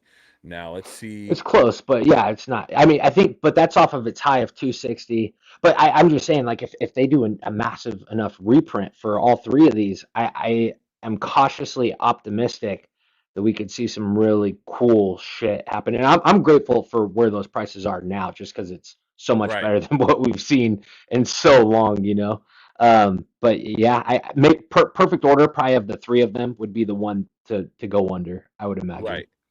The Yeah. one thing that I think would do it for sets like these in particular is if Pokemon does the same thing again, which is release like several sets back to back Hmm. without having much to offer. Like, yeah, they have the SIRs, which I still think the Greninja's pretty cool. I think the Greninja's pretty cool. I think the Darkrai is pretty nice. Like me and you have spoken about it a decent amount. Oh, I love, love, Um, love that card. It's but gorgeous. the Yeah. the sets overall are still lacking. They don't have much to offer. Now, Mhm. if Pokemon does that again, I think that that'll be the scenario for that to happen again because all that's all you need.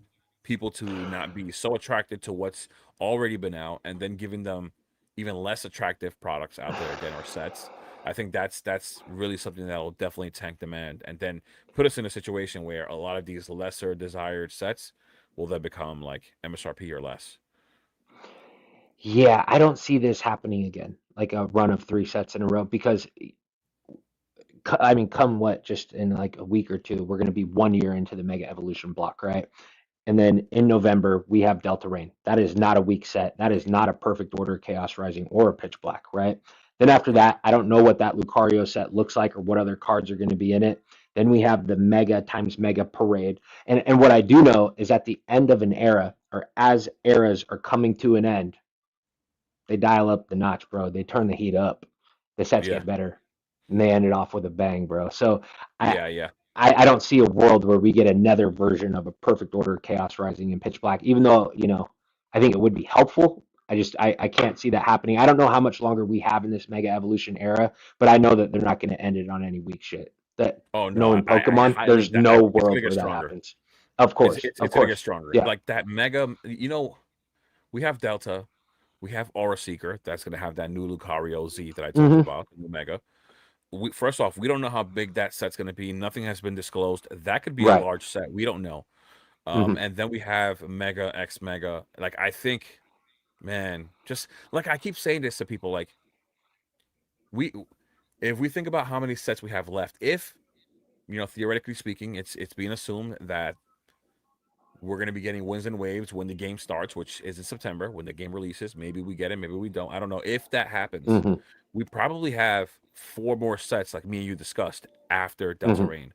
Aura Seeker, Mega X Mega, and then that would release in March. 2 months after that, we have one in May, and 2 months after that, we have one in July. And then in September, of course, if that's the way it works out, Wins and Waves. Only four sets, right? Which is not much for how many megas we have left. And we still have big bangers like Mega Gyarados, Mega Mewtwo, even though it doesn't look really cool, but people actually like they're expensive, right? Mega Gyarados, Mega Mm. Mewtwo, why am I not Blastoise, remembering the other ones? Mega Blastoise, Mega Raichu. Ampharos, yeah, Mega Metagross. Like all Yeah. these really good Pokemon that Yeah. have high demand. Like, where are you gonna fit them? So now you leave yourself with this back half of sets, and they're probably gonna stack them with these like really Um, popular Pokemon. oh, they're saving the best for last, bro. Just like they do every era. Yeah. It's gonna be so damn good. That's where broke. I love you so much. I respectfully disagree. I think that they're gonna come out with bangers, and it's gonna keep things. I think even if we do go back to MSRP on certain sets, I think that certain things are forever changed. Like especially when it comes to specialty sets, I'm just not super confident that we'll ever again see those at MSRP. I think some things are permanently changed and like some permanent damage has been done, during this crazy bull run that we've been in, like since Surging Sparks, but really Prismatic Evolutions was like the catalyst, like the real Well, turning point. if they keep loading specialty sets the way that they're doing, yeah, for Exactly, sure. bro. Like I don't know Yeah, why. It's just like, exactly. what specialty set? Ignore all the others. Let's just stack them Yeah, all in this yeah. one. If they Let's keep give doing them it the like that, for sickest sure. cards I've ever seen. At this Yeah. point, I think it'd have to be Pokemon to shoot itself in its own foot. It has to be Hmm. them to mess this up, to not keep this going right now. Like even if we do get to a point where things do slow down, it could still be slow and be never like it was before if they do things correctly. Hmm.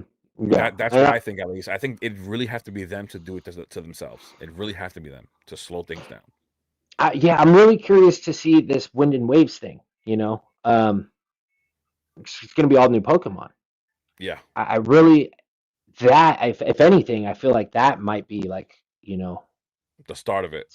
yeah, yeah. To be honest, like that's the I think biggest so. thing. But if they make these cards look sick enough, and I'm not familiar, or I'm not connected to the Pokemon, but if they look badass and they have some really sick SIRs, I'll be jumping headfirst into it, dude.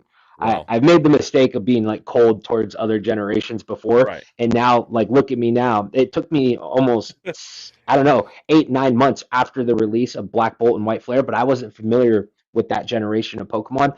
Now it's like probably it's up there, one of my favorite sets from Scarlet and Violet. Like, so I'm not gonna dog on brand new Pokemon anymore. I've made that mistake before, you know.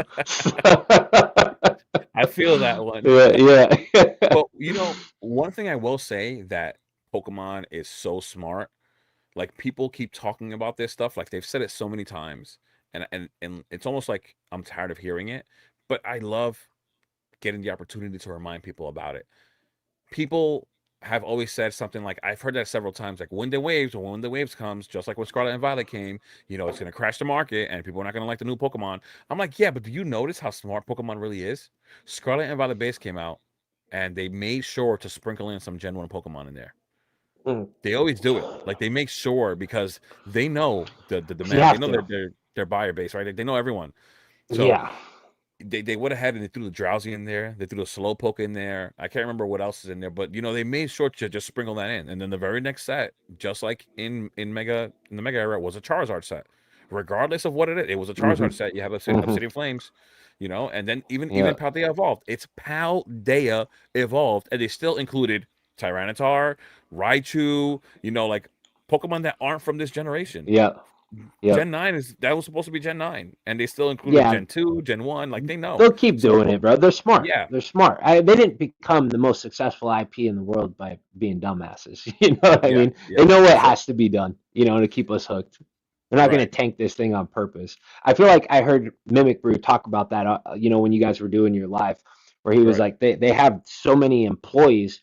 If it goes back to the way that it was back during 2022, they're not looking forward to laying off 2,000 people. Yeah. So it's in their interest to keep us all hooked and to keep it hot. Right. Right. They know how to do that. It's so funny. And that said something here, which it, I'm also a little behind in a lot of these comments. So I'm sorry, guys. I'm also trying. Me and Hobbs are here talking. So there are some comments that I will pick and choose. That makes sense for us to talk about a little bit. But because we just spoke about Delta, and Ep said, I think Delta isn't a deep set at all from what I've seen, which it isn't a deep set. It's Hmm. basically like Phantasmal, kind of. Which I would have to disagree because Phantasmal is basically it's almost Charizard or bust for Phantasmal.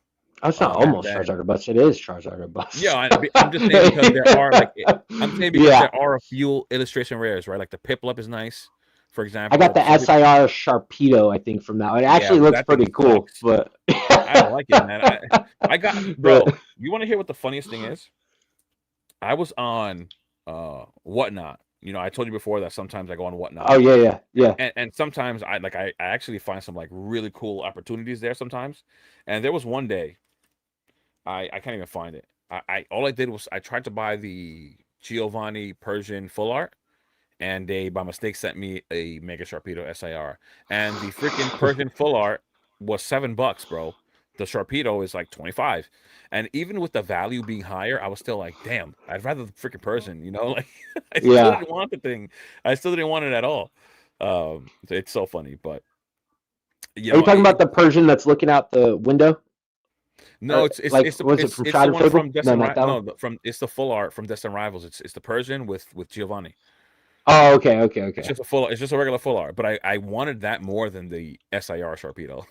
That's what I'm saying.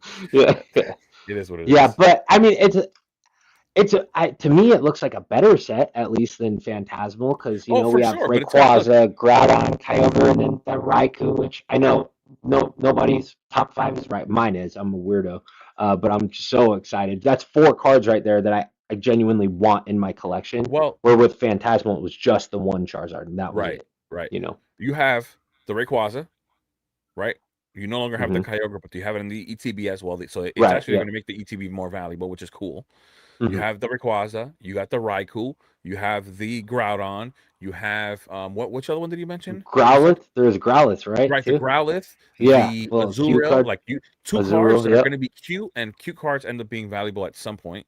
Hmm. And then you have the NK. Some people were liking, like it has more to offer. And too bad that the Kyogre came out because as a whole set, it's no longer going to be part of it.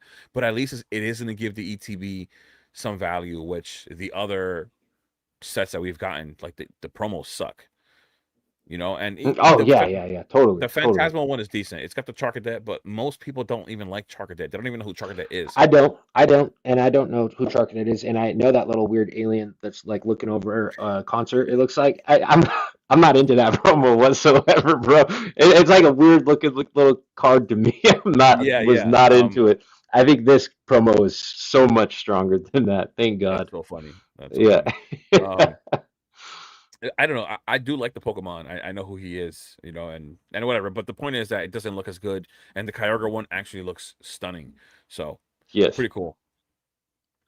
Jade said, "Phantasmal can never be the next Evolving Skies. Have you seen the pop of the PSA 10 for the chase card, and the rest of the set is buns?" Well, how could Phantasmal? It's not supposed to be. Evolving Skies is like, I think, I think in the hobby, in this hobby, we make a mistake where we try to do this where we try to say like what's the next Evolving Skies.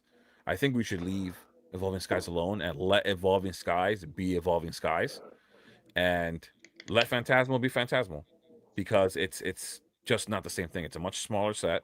We're in a different time. um it's like I don't think it's worth comparing Phantasmal or even Delta Rain to Evolving Skies. right? I mean, what do you think?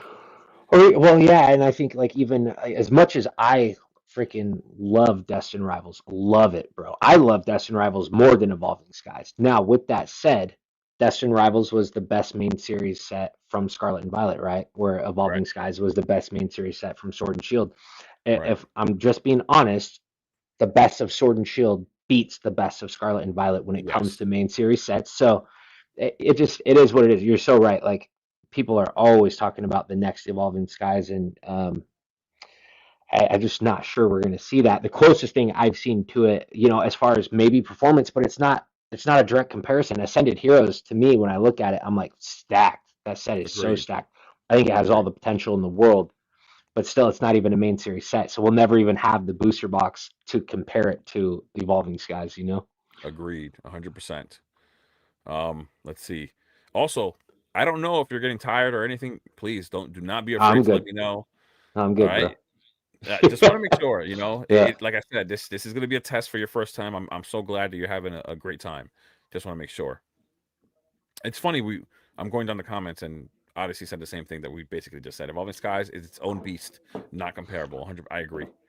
Yeah. You So know. my biggest blunder, man, biggest blunder as a collector, Oh, my that's wife nice. was I don't telling, have one of yeah, yeah, those. yeah. My Oh wife, bro, God, I we was were gonna tell living you in, something. Go ahead. well, I yeah, gotta you tell can't, you something. I'm an idiot. You're gonna say I'm an idiot. You're not no, gonna say I'm an idiot. I'm an I know, idiot, but bro. I showed you that. My wife was telling me to buy a sealed case of them when we were living in Las Vegas. I had the money. She was like, buy the sealed case. They were $2,400. And so brother, this I wasn't don't know. I was this wasn't that scared or long ago then, something. right? I don't know what the hell was wrong with me, dude. Like I How didn't long pull ago the was this? trigger. Shit, man. Would have been probably towards maybe the tail end of 2023, I want to say, right as it was going out of print. And the booster boxes were sitting at 400, and I remember Twice Big Jake made a video and he was like, guys, this might be the lowest we ever see it again, or it could possibly get another reprint. And so many people I was reading in the comment sections, oh, it's getting reprinted. Well, it had already been reprinted. They did not do an additional one. And then the rest is history, bro. So, huge blunder on my part. I always gotta listen to wifey, because she's been bullish this whole time, where I was more scared. It was, I don't know. I hate when I look back and think on those things, just those missed opportunities. Right. I'm gonna say that you're gonna say I'm an idiot, but I guess you have a very, very, very similar story. I'm not even kidding. Let me see if this is the first time you're here, so I just want to see if it keeps your face in here. No, it only kept mine. So It's all good. there you Oh, there you go. go. Here we go. So I just wanted to make sure I'm still, you know, I just want to share this other screen. I didn't have it set up already because I didn't think I was going to share one, but here we are. Um, so like you were talking about the tail end of 2023. In the beginning of 2025, the booster boxes were at $1,300. You're seeing here in January, Hmm. um, I'm zooming in a little more, was 1,228. And then in February it was 1,200 and March was 1,260. So Okay. I definitely had the capital. My fiance was telling me to like go in on Evolving Skies. Like she was telling me go in. And I was Hmm. just like, "Are you sure?" Like she's like, "Yeah, go in." Like she loved the cards in there. She was like, "Yeah, I Yeah. think this is." And I didn't do it, bro. Like I had the money to Yeah. buy like several cases, and I didn't do it. I feel And like girls are more gangster than us sometimes, bro. Honestly, especially when it comes to spending money, bro, they're like, "Yeah, it's all good. Just do it." how? And I should have listened, and just like you should have listened to your Yeah. Oh my wife. gosh, bro. Oh my gosh. Yeah. And I even told her like, "Yo, I'm so sorry that I didn't listen to you." But she doesn't care though, because she doesn't care about the investing part of things. But I apologize because I should have listened to the advice, Hmm. and I didn't. Yeah. It was like your girl's Yeah. probably laughing right now if she's watching. Probably. I had an even bigger blunder than that. So when I was living in Vegas, one of the card shops, I used to go there like once every 2 weeks or so. It's called 888 Collectibles.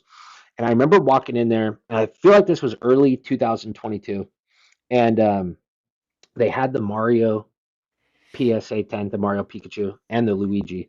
And the Mario was $3,000. And I wanted it so bad, bro. And I remember like thinking, just battling within my own head, and I'm like, I can't do that. That's crazy. $3,000 for a card. You know what that thing costs today? I don't even want to look. It makes me sick to think that it was right there at that price point, and How I much? passed on it. I don't know. Here, let me look it up. It's freaking nuts, bro.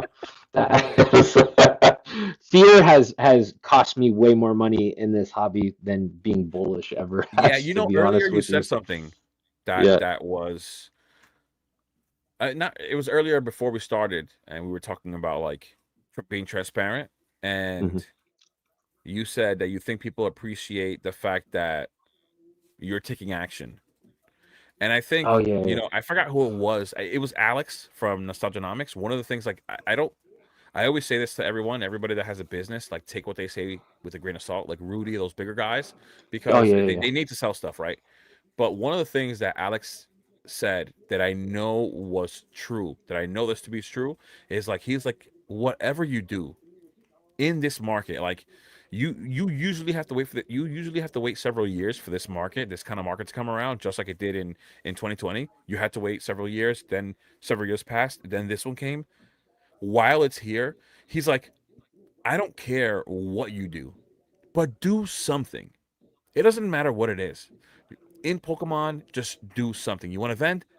You want to start up a little store, do it. You want to do content, do it. You want to invest, do it. He's like, just Hmm. do something because the opportunity is there. And you know, it's just like you said, just doing something and getting involved and not being so afraid as well. And it's easy to be afraid, you know, because you know a bad decision, depending on your situation, could be devastating. You know, so Totally. But yeah, I remember watching him, right around the time this bull run really started, and it was like it was along the same piece of advice. And as much as he does rub me the wrong way sometimes, I'm going to be absolutely honest, just because it can come off very arrogant and rude, especially towards his viewers. He did have a great piece of advice, and it was that basically new people to the hobby, people that entered during Prismatic, were outperforming veteran collectors and investors because like me, getting back into the hobby at 2020. I was getting like Evolving Skies booster boxes for 120. I bought a sealed case of Brilliant Stars booster boxes at 700. So nice. adapting to this new market that seemed to change overnight was really difficult for me. Even with Destined Rivals, when it came out of the gate, bro, those booster boxes on the secondary market, it was either 225 or 250. Well, I had been in for years at this point, and I hadn't seen that. And so what Alex was saying is people that don't have those memories that I have that just entered the hobby, they see 225 and they're like, oh, okay, yeah, no problem. And then people like me that have been around for a while, we were struggling, like, like, no, it was hard to Yeah, kind of adapt and shift and change that mindset to where as much as we want MSRP and want the old days, we're not in Sword and Shield and we're not in that first half of Scarlet and Violet anymore, 100%. That and price memory is yeah, a problem for some of exactly. us. Yeah, I had to Real let it go myself. Yeah. Yeah. Real quick, Roxy, thank you so much for the super chat. I appreciate it. Thank you for the $5. Roxy has been supporting this channel for I don't know how long now. He's amazing. Thank you so much. And another one that will come to your surprise, or maybe not. Maybe you let him know because let's see. It's Posada. Soda. Dropping the $20 super chat. He says, just got off work and what a great damn listen while mowing Legends. Thank you so much. He That's my just dropped boy. that a minute ago. Posada, thank you so much. I haven't had much of a chance to talk to you, but we'll get to it, and hopefully I can get you on one of these lives as well. I've already had this discussion with Hobbs. So one day we'll line something up, bro. Thank you so much. I appreciate it. $20 is a lot of money to be giving somebody you don't know. I appreciate it, man. Thank you so much. That man, That's bro, that is that's insane. he's one of the biggest blessings of that has come out of me YouTubing is just meeting him and just having the opportunity. Like, how a lot of us have been bullish because it's been easy to do that like the last 2 years during all this frenzy and hype, right? This was a guy that was bullish. Well, I don't want to tell his whole story, but bro, going back to 2021, 2022, 2023, like, and he's not somebody to flex, never flex, most humble dude ever. But if you become friends with him, he'll show you his collection. This dude was bullish on Crown Zenith, big time, bro. He'll show you someday. He'll never flex and do it in a video, but like he had the vision and the dream. He's the goat, bro. I go to this guy for a ton of advice, and he's always there lending a helping hand. He's amazing. That's amazing. I can't wait to have Yeah, him on here, and then like we spoke before, hopefully we could get all three of us on here at once. that'd Um, be fun. and also, once you guys get comfortable, I don't think he's ever done a live either. It doesn't only have to be on my channel. We could always hop on yours and do the same thing because it's like content for your channel as well, right? So I'd easily go on anyone's channel. I've said it before, like don't matter the size. If you want to come on mine, if you want me to come on yours, um, I'm down. Um, Absolutely. one of the things that I did I'm trying to get accustomed to doing this because I usually am by myself and I get to go through all the comments and I usually stay on top of it. So because we're Gotcha. talking, we go through, we get past comments, and so I'm getting accustomed to just the site. So I did star this one, which basically means that I saved the comment. So I'm gonna try to do this as we keep going for the ones that do seem interesting. So Jade Infusion says it's not fear, it's scalpers, because I guess because we were talking about the market crash. It's not fear, it's scalpers, collectors, investors, etc. Realizing that most of their cards are overprinted and not sought after. Most people have pivoted to older sets. What do you think about that? And then I'll give you my thoughts as well. Well, I don't know what most people are doing. I've been doing the same thing since I got back in the hobby in 2020. I stay current. So as the sets come out, that's what I'm collecting. That's usually the boxes that I'm picking up, if I can get them, for a reasonable price to store away and to invest in. And that has always made it the most affordable for me. So the reason, like older sets, like do I think that like Fusion Strike, Lost Origin, Evolving Skies still have more room to grow? Yeah, but at this point in my life, I don't have $25 to just throw into another Evolving Skies booster box. So like even going backwards is not an option for me. Some of this stuff has even, we just talked about it, bro. Like this thing right here that I was showing you before we went live. I just put this together like what 8 months ago, and I got all 36 of these packs at MSRP, about $4, maybe even less than MSRP. I got them at Sam's Club. Now they're $30 a pack. So like, I don't think that that's accurate. That most people are now jumping back to older sets. It's so like the price range is so far out of reach for so many of us, myself included. It's just cost prohibitive. As much as I would love to go back in time and grab more of that stuff, but I don't know. Maybe most people are doing that, and I'm just not. I'm not one of them. Maybe. I don't see that happening. I mean, some people I've heard of some people, no, not some people, I'm sorry. One person in particular was talking about getting into a Cosmic Eclipse booster box just because of the opportunity, not because they were selling off their current stuff to buy into that. Hmm. But I could see how that could be something that somebody might do. But what I really am seeing for the most part is people just looking for opportunity. So it's very, very similar to what happened last year around September. People offloaded their Pokemon and got into One Piece because they saw opportunity there, right? And Hmm. now what are we seeing now? We're seeing people finding opportunity in Magic the Gathering, One Piece, Hmm. Gundam, Hmm. Pal World, freaking My Little Pony, bro. My Little Lorcana, Pony. Lorcana. Hey, look, yeah, Yeah, but My Little Pony, bro. Come on, yeah. bro. Like for real? I don't know Like, nothing about but you know that. what I mean? This Like is this is as what's the first happening, time though. hearing of this. Yeah, Yeah, it's true. yeah. This is what's happening. So people, just like when they pump illustration rares, just like when they pump certain booster boxes or certain sealed products, they're Mhm. always looking for opportunity. And these are the people who consistently, like you said, feels like a lot of work, but they continuously flip this stuff. They'll buy something, hold it for a month or two. When it rises in value, flip it. They'll sell it, offload, go to Mm. the next best thing. And this Mhm. is just a churn, like a constant wheel, like a constant cycle that they just keep going through. So I don't think that they're specifically going to older sets. I do want to take advantage of this comment, and Mhm. maybe the guys in the chat as well can give me their thoughts while you give me yours. And I brought this up to you on the side.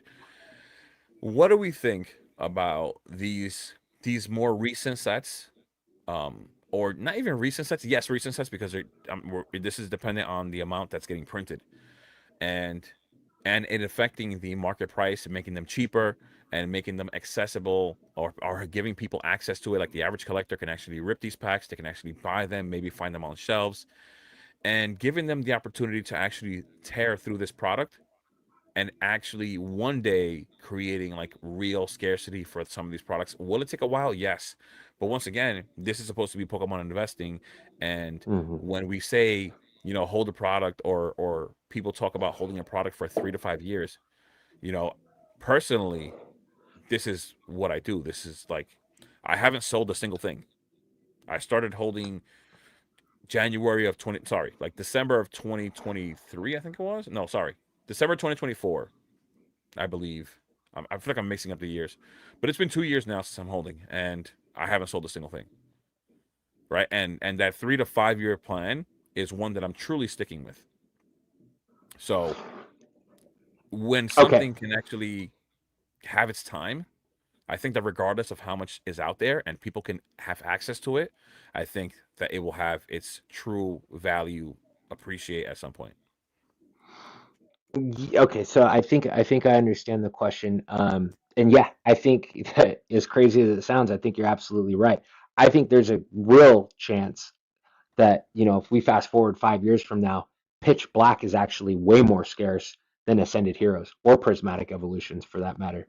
Reason being is people had easy access to it. They were able to find packs on shelves and they were able to rip it guilt free. And the fact that prismatic and ascended never had that opportunity, right? Like guys like us, we never got to rip a bunch of that open guilt free, kept it sealed because I don't want to have to go back and replace it, right? I want some for investment purposes. I could absolutely see Perfect Order, Chaos Rising, and Pitch Black actually being way more scarce. Yeah, yeah. I think it's so funny, like the scenarios, like the way that things can play out, because a lot of people don't want to hold pitch black. Yeah, I'm hearing that like nonstop. They don't want to buy pitch black. It's selling for MSRP. Actually, somebody just dropped a link in the Discord today for pitch black booster boxes at MSRP. Right. So a That's lot of right. people That's don't right. want to hold it. They think that it's this thing that it's never gonna do well. But I think they forget things like Paradox Rift, Stellar Crown, Temper Forces, and yeah, they're not gonna be $1,000, no problem. But they definitely doubled. It's still For it's sure. still a win.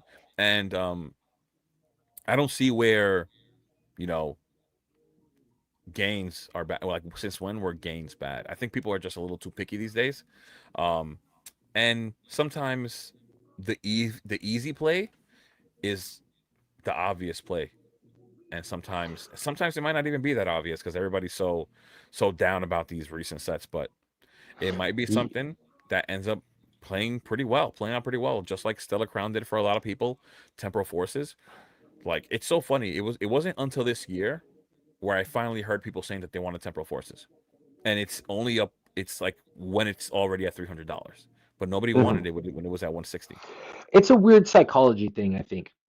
When we see prices on things increasing or certain single go up in value, that's attractive to us. Now we're all looking at it and we want to buy in before it goes up even higher. It's like a weird trick. But when it comes down, when Destin Rivals ETBs are coming down, it's like people are like, ooh, nobody wants that. That's trash, right? And it's like a weird psychological thing. But as soon as like all of this big reprint for Destin Rivals is absorbed, and they do start to go back up, watch the sell through rate on TCG Player get an uptick. It's the weirdest thing, dude.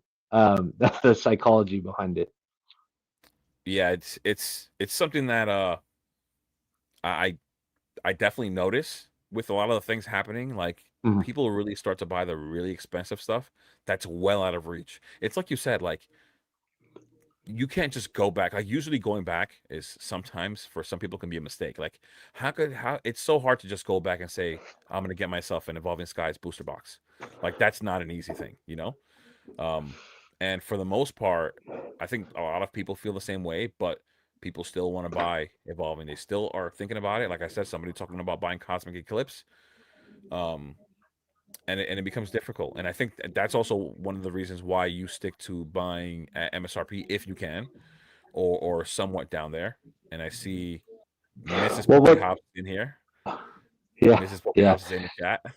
Thank you for Well, stopping yeah, by and and hanging out. and it's like investing in this older stuff. It's not foolproof. I'm on my collector app right now, looking at my Evolving Skies booster box. If we back it up exactly 1 year, so today's date, 1 year ago, That box was going for $2,608. Fast forward to today, exactly 12 months later, 2,474. You would have been better off not buying the older stuff and waiting an additional year. So it's like, it's not like that's some foolproof like plan or, gameplay right there. Like it just doesn't always work like that, Right, right.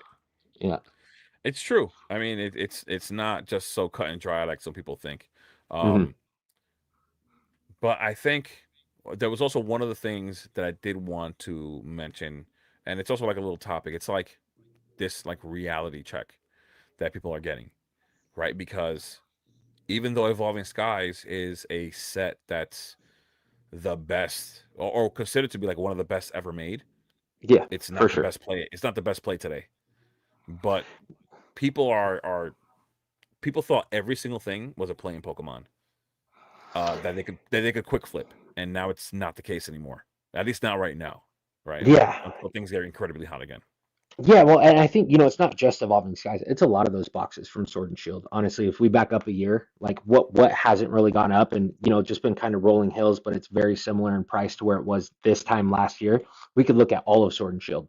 Fusion Strike, it's gone up a little, down a little. It's right about in the same level that it was a year ago. Same with like Lost Origin, Brilliant Stars, Chilling Reign. So it's not all foolproof. And I think once these boxes, like an Evolving Skies case, it's above that 2,000 mark. It's going to be hard for it to break that $3,000 threshold. And then once it does break 3,000, it'll probably sit there maybe for years, dude, before it goes up to 4,000.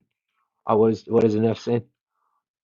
Oh, wait, oh, I don't. Oh, he said, I honestly doubt we'll see large booster box reprints for the weaker sets, possibly. Mm, yeah, But that's then, fair. of Fair enough. course, I'm going through the comments as you're talking because Yeah, there's different things that they ask and they bring up. Then Odyssey says we are getting Journey Together booster box reprints. It's yeah. considered a weak set and feel other sets deserve the reprint.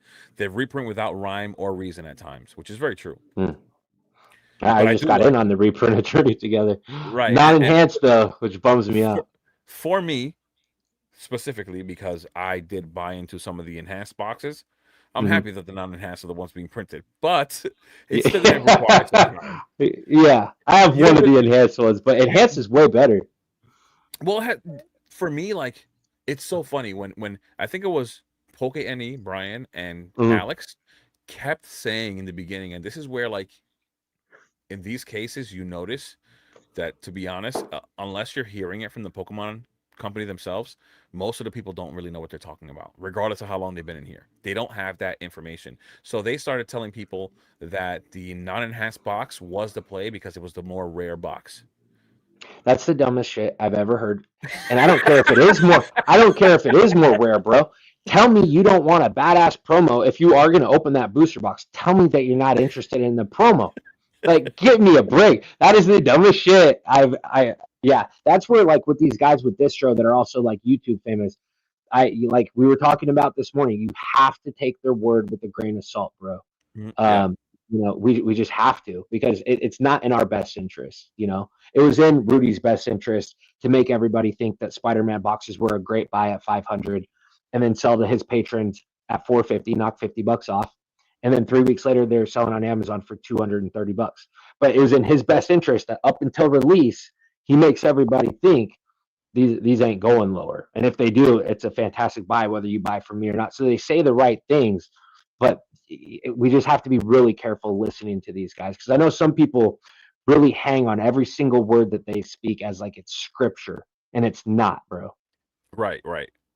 And it was also in his favor to recently say that the booster boxes he was getting from distribution when it came to Deaths and Rivals were going to be $400. Oh yeah, I remember. Clearly, Yeah. that wasn't true, right? But it's in his That's what I'm benefit to saying. sell.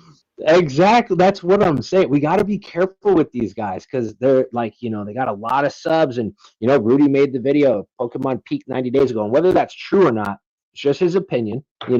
Um, but whether it's true or not is a whole nother story. But it's coming from Rudy. So the whole entire hobby starts talking about it. Right, right, Because we look at him like the godfather.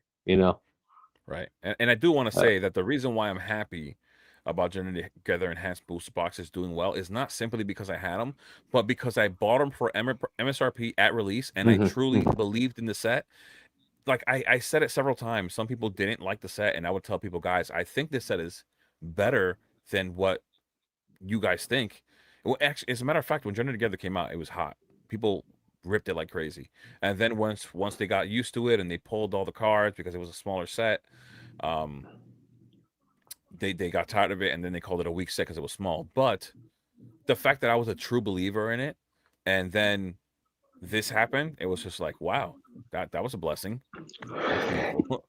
Yeah, I think it's a lot better than what people gave it credit for. But here's what you have to consider: what was the set that released right before it, and what was the set that released right after it? It was Yeah, so yeah, easily overshadowed. You know what I mean? Like, of course, it couldn't compete with Prismatic Evolutions and freaking Destined Rivals, bro. Like, right. it I was know. really it didn't get a real fair shot. You know what I mean? Yeah, I mean, if it was put Yeah. next aside these last three sets, it'd be the winner, Oh, clearly, 100%. 100%. Yeah, clear winner. without question.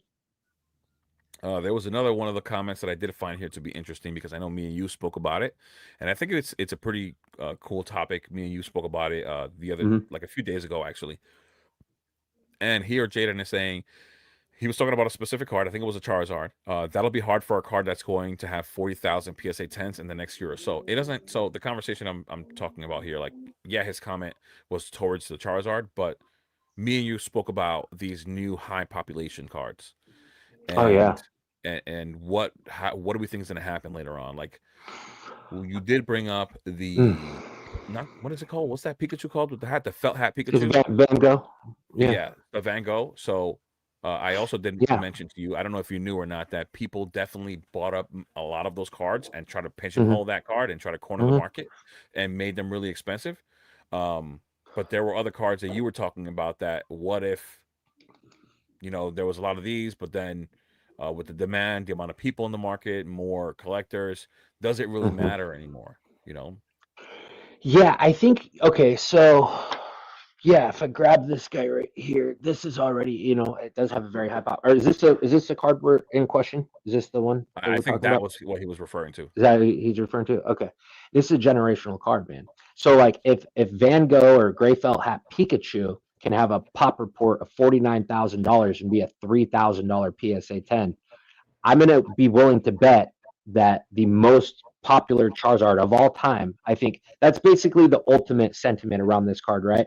That's majority of people, myself included. I think it's the best looking Zard. Even if it does get up there to 40,000, it's so good looking that do I think that there's more than 40,000 people within the hobby that want that card? I do. Um, will it hurt its value a little bit? Yeah, but I still think it's going to be very high in demand. Yeah, there was another comment where Jaden mentioned that there's another Charizard in XY where he believed that the artwork was in the same on the same level as this Charizard, and that you could like easily sell that card and buy that one, and it'd be worth your money. But I truly think like it's not necessarily about that. When we're talking about Phantasmal Flames, like when I talk about Phantasmal Flames, me in particular, it's not necessarily about that one thing that he's mentioning there, where there are many more out there. And the XY one is probably harder to find, especially in a PSA 10. You I talking about think the it's XY Flash Fire card or the yes, XY Evolutions? I think it was like XY 121. I think it was the number that he had for the card there. I think I can't remember. 120. Okay, I'm Um, looking for it right but when it here. comes I just to wanted like to see it. the sealed product, right? We're talking about a Charizard that is in the discussion of being one of the best Charizards ever. That alone, it at this point, it doesn't even matter whether you agree or not. The fact that it's in the conversation, it's like if you told me Mm. that I'm top 5 NBA players of all time. I don't give a shit if you believe I'm number 1 or not. You put me in you're telling me I'm top 5? That doesn't matter. That's all that matters to me. That's it. I don't care. That already puts me on a whole different level, on a whole different pedestal, a whole different category of its own, like a whole different world. And I think that just ignoring all that other stuff and just knowing that that Charizard has been in that discussion since it released, and so many other people I've heard say, "This is my favorite. This is now my favorite Charizard ever." Like that's big. Oh, bro, like we were doing our audio messages this morning, and when we look at defining cards of an entire era, and we have the Moonbryon from Sword and Shield, and then the Bubble Mew, I think takes the cake for Scarlet and Violet. I believe, even though the Mega Evolution block is not over yet. I think this Charizard will be the defining, most memorable card to have come out of this Mega Evolution block.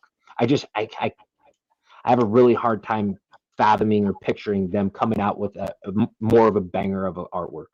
Yeah, we were You talking know, about that today. yeah, I think that card that was my pick for the Mega Era. Like it's you asked, crazy. It's which it's was going to be the insanely most good. iconic. Listen, Damn, Chop killed it, bro. unless they prove us wrong and they come out with another banger, Yeah, that's which cool, of right? course they But could. Yeah, yeah, until they do, like it's almost like prove me wrong, But yeah, yeah. I don't see them making another card better than I don't know, man. That card looks. I don't know. I guess there is some competition to it, right? We do have the other one that was in competition. I think in my mind would be in competition is the Pikachu, which you said is now your favorite of all time. Oh, the The Pikachu, Pikachu, yeah, I do right? like that I card. think it's a really Different good vibe, looking card. different vibe. Yeah, this one is Yeah, more like dynamic, heroic type of yeah. style. That one's more whimsical, right there with like Bubble Mew. But I don't know. I still think this Charizard is just too damn good. Yeah, I think that it's just on a different level, and I think that Yeah. sometimes we don't need to think so hard into it and just realize those little things there. I think that's really big. I think even if you look at every single like even Ascended Heroes, as good of a set as it is, you don't hear people saying that's the best Gengar ever. You don't hear anyone saying that's the best Mm, Dragonite, that's the best Mewtwo. Maybe you hear some people like you, for example, say now this is my favorite Pikachu ever, right? But mm, nobody ever. You didn't say that was the best Pikachu ever in your opinion. You didn't say that. That didn't naturally come out from you. right. Whether I ask you now or not is a whole different story. But this didn't come from you, right? And I Well, haven't heard struggle. This one would be. right. I was right there with it, in my opinion. But you see what I'm saying? So like Yeah, I do. the fact that those specific cards are in the conversation should be an eye Yeah. opener. Whether it be the Charizard or whether it be that Trikachu, I think it's something that you should remember and be like, wow, yeah, maybe that set is worth picking up because people are going to remember that card. Hey, okay. So as a Gengar fan, which Gengar do you prefer artwork wise? Fusion Strike or Mega Evolution or Ascended Heroes? I think I like the Fusion Strike one better. Do you? Okay, I'm going Ascended Heroes on that one. I'll tell you what, I think I like the Mega Attack Rare better than the two. Mega Attacker is so sick. I So think I so like the sick. Mega Attack Rare, which is not as It's so valuable. sick though. I And get it though. I love those cards so much, bro. They're so fire. it's funny to say, man, the card that's easier to pull, much cheaper, in my opinion, looks better. I don't know. I think they could have done better with that one. I mean, they could have done better with a lot of cards, but that's where I'm at. I definitely like the Mega Attack Rare Gengar much better than the others. Yeah. Now I think the one that beats them both is like the Gengar and Mimikyu, like the tag team cards. That's a cool So one. freaking good, bro. So That is a good. cool one too. Yeah, yeah. Yeah, that is a really nice card. The one in the 30th, bro. My God, with the freaking witch house behind it, those lanterns, the That one's full nice, moon. bro. So freaking, I'm so pumped for that card Even the to get in my regular collection. EX, the regular EX Gengar looks good if you haven't seen it. From the 30th. Yeah, just the regular EX. That classic collection, like the Prime. No, dude, we're talking about the I haven't seen regular the regular one. and EX. Yeah, I'll Listen, look that up. one of the EXs that are so easy to pull, but it actually looks really good. As I'm going through these comments, and I'm like 25 minutes behind, but of course, Odyssey said the same thing. That's true. Price memory costed me in this bull market. Still difficult. It is though. But you're Yeah. also, I think, Yeah. at the same time, we're all trying to do all this stuff while using good fundamentals, which is having a good entry point, buying in at cheap prices because you know that increases your margin, right? Buying in high, clearly you lose profit there. So Mhm. I don't think it's such a bad thing, but it definitely creates a little like a sense of like fear of making a mistake and buying in too high. Yeah. So, oh, Posada's still here. Okay, Pokehops, you are in the man. Oh, and the bless. Oh, he was talking about you when you were saying. Like I said, Yeah. I'm behind. I'm behind. Let's see. Red was talking about the Evolving Skies being undervalued. He said Underskies is underappreciated because no one considers that pulling a specific V card is 1 out of 972 packs. Yeah, I mean they used to call it Evolving Cries. You know, it was brutal to open the set. Mrs. Hobbs, bro, pulled that freaking Moonbryon out of a booster box, and we were stoked at the time, but we didn't know that that was the pull rate. Right. We knew that she was lucky. We didn't understand just how lucky though. That was crazy. Right. In 1 month, Jaden says in 1 month alone, Target sold over 70,000 prismatic UPCs. Wow. So I'll be good with just one UPC or an ETB. I wouldn't go crazy. I get it, man. But like I said, man, I think I said this to you before, and I know we both spoke about it in videos. The impact that botters have, I think it's insane. People don't realize how much of this product is actually out there, just not available to you at MSRP, but it's out there. It's a lot. Drunk, what's up, bro? Thank you for stopping by, man. Is How you Drunk in feeling? the Discord? You said what? Yeah, Drunk is in the Discord. Is he? Okay, I haven't seen him say anything in there yet, but maybe he has he's a little usually bit. a little busy. He is a store owner in Canada. Oh shoot, that's cool. So he ends up Okay. having to deal with like events and sometimes like these trading events and things like nice. that. But he has posted about like buying collections and things like that, opportunities that have come by. Before you joined, he bought a collection, and in there was like a Neo Lugia, really cool card. Just cool things like that. He That's loves awesome. look. I was just gonna say this, and I scrolled down to the comment as I thought this. He loves talking about Perfect Order. I don't know why. Zygarde's cool, bro. Zygarde. Yeah, he believes in just a set overall, and I think from what he said, he had some Destined Rivals in stock in Perfect Order, and he was saying in the Discord, he goes, believe it or not, but I had both available, and the person chose to buy Perfect Order over Destined Rivals. Surprising.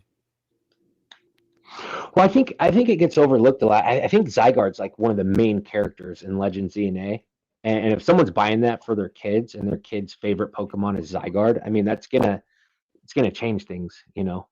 For certain specific families, you know. Right. I mean, Zygarde it's a cool. To be honest, it's a cool Pokemon. He looks. Like badass, like Zekrom almost. Yeah, he has like a badass design. Yeah, but totally. That card though, that card looks like crap to me.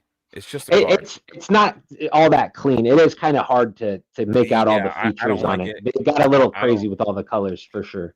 Yeah, I don't like it too much. Oh, this goes into something else that me and you were talking about. I remember when all the tag teams were dirt cheap. I can't believe I didn't pick up all of them.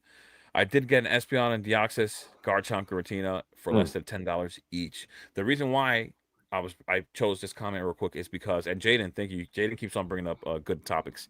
Even though I know Hobbs has a whole bunch of his own that he wrote down. And it's all good. It was in case I didn't was drawing a blank and didn't have anything to say. It's my first live. So no, these comments are great. Yeah. Right. So the reason why I clicked on this comment is because we have that Mega X Mega set. We don't know everything about it yet. It's not confirmed it's going to be a tag team set, but it has triggered all tag team singles to start moving.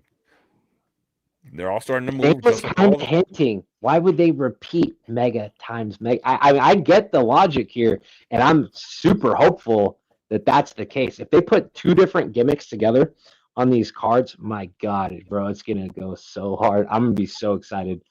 Yeah, so excited. That would be pretty crazy. I'm not gonna lie. It would be so amazing. That'd be another Ascended Hero situation where it would be so nuts. Everybody wants it. You know, just like the Furious Fists boxes, like it's gonna be the same thing. I don't even try, bro. It's gonna be so good. It's gonna be so good. Even if it's not tag team Mega, Pokemon, whatever they do, it's a holiday set, bro. You know they're going all out. It's gonna be incredible, just like they all have been the last few years. Yeah. Yeah, it's. I don't know. I just hope to do a good job with it. The Raichus, there's one of them that I like more than the other, but they don't look horrible. I think they did a better job with the Raichus that they did with the Dragonite, because the Dragonite, I don't know who. If Pokemon gave me the power, Dragonite's head is kind of weird. It is kind of weird. If Pokemon gave me the power for like 10 seconds, I'd fire the guy who designed that thing. yeah. But I will say the card, while it's not my favorite and I don't like it as much as the Dragonite from Evolving Skies, I still think it's a pretty good looking card, especially for the imagine the artist that they gave that task to. Like, okay, here's what Mega Dragonite looks like. Now put it on a card and make it look good. I think they did as good as they possibly could have with the Yes, design of 100%. Mega Dragonite. Yeah. But it's like it's also like it's almost like starting at a disadvantage. It's almost like a handicap match. Like why? Oh, for sure. Yeah, for sure. For sure. I It looks I don't get it. crazy. Yeah. Let's see. Jaden is active. He said I just bought a Silver Tempest and Lost Origin ETB. The chase cards are amazing and have great trainer galleries. And we were talking about trainer galleries right before Hmm. this. Hmm. The price seems incredibly undervalued. I'm probably going to get Brilliant Stars. You know, the ETBs are clearly much cheaper than the booster boxes, so they're much Oh yeah. easier to buy into. They're so much easier to buy into. They're really displayable. I think they look pretty good. The Silver Tempest one should have had Lugia on the front of it. I don't know why it's Mm, got a little Volbix on there. That's Pokemon dropping the ball for you like they always do. But I will say that personally for me, the Lugia is the best alternate art card in all of Sword and Shield. Just my opinion. That's my mm, favorite. I think that that's the best one. Um, and I think it's an iconic one. And if you look at the history, and I always like to go back down memory lane when it comes to all this stuff.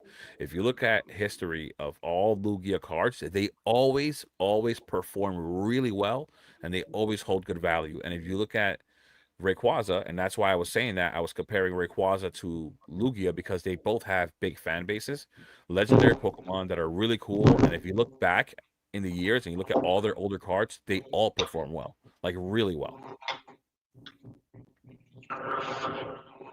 And then Yeah, when I'm good. no, go ahead. I was gonna say for legendary, man, like Ho-Oh.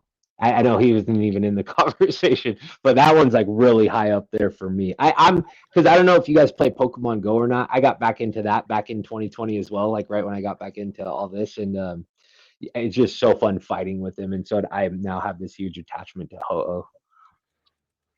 Uh, Ho-Oh's not a bad Pokemon. It just doesn't look as cool. It doesn't look as cool. They haven't like even when it comes to like the show and the movies, they never gave Ho-Oh like this cool, like heroic or aggressive or like cool looking scene.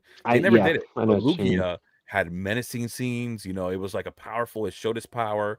Like it was just a whole different thing. I don't know why Ho-Oh was like just this like majestic thing that would fly across the sky Yeah, yeah, exactly, and exactly. and, and sprinkles would come out of its ass. And Yeah, that's it. yeah, A yeah, whole bunch yeah, true. It's my a whole Ho-Oh. bunch of glitter. I'm majestic. That is a nice card though. That is a It nice is. card. I love it. I love it so much. But yeah, I'm looking at it. They could make it look meaner and give it a cooler kind of vibe, which I hope they do someday. I would love to collect that one too. Right. Now, Basada did give us a little bit of a hot take. Let's see. I want to know what Okay. you think about this one. Pokemon Go is a banger set, he says. Okay. So he's been preaching Pokemon Go for a long time now, and I watch every single one of his videos. I never miss one. And I will say, the more that he's gone down the list of cards, the more I actually do like it. It's weird how sentiment it can change towards sets as time passes. Like again, the most recent one where that happened with me was Black Bolt and White Flare. I wasn't in Right. love with it at first. I'm now it's like right up there with Destined Rivals for my favorite sets of Scarlet and Violet. So Pokemon Go, I don't know if I would label it a banger, but I think it is better than what people give it credit for. Okay. There's I, some I, I cool do stuff agree in with it. that. I do Yeah. agree with that. I will say, like, so I was ripping Pokemon Go, trying to get that damn Mewtwo because it's Mewtwo, The in New one like in York. Times And, Square. Yeah, yeah, yeah, and I'm in New yeah. York, so I thought it would be cool to have it. Never pulled it. And I should have bought it when it was like $50. I don't even know what it is right now. But I will say, like, even the other cards in there, like they have like that shiny, like radiant Charizard with the Pokemon like Go Hmm. stamp on it. I Yep, think that's yep. a nice card. Like it is a It half is. art, and I understand why people aren't appreciating these cards because they're half arts.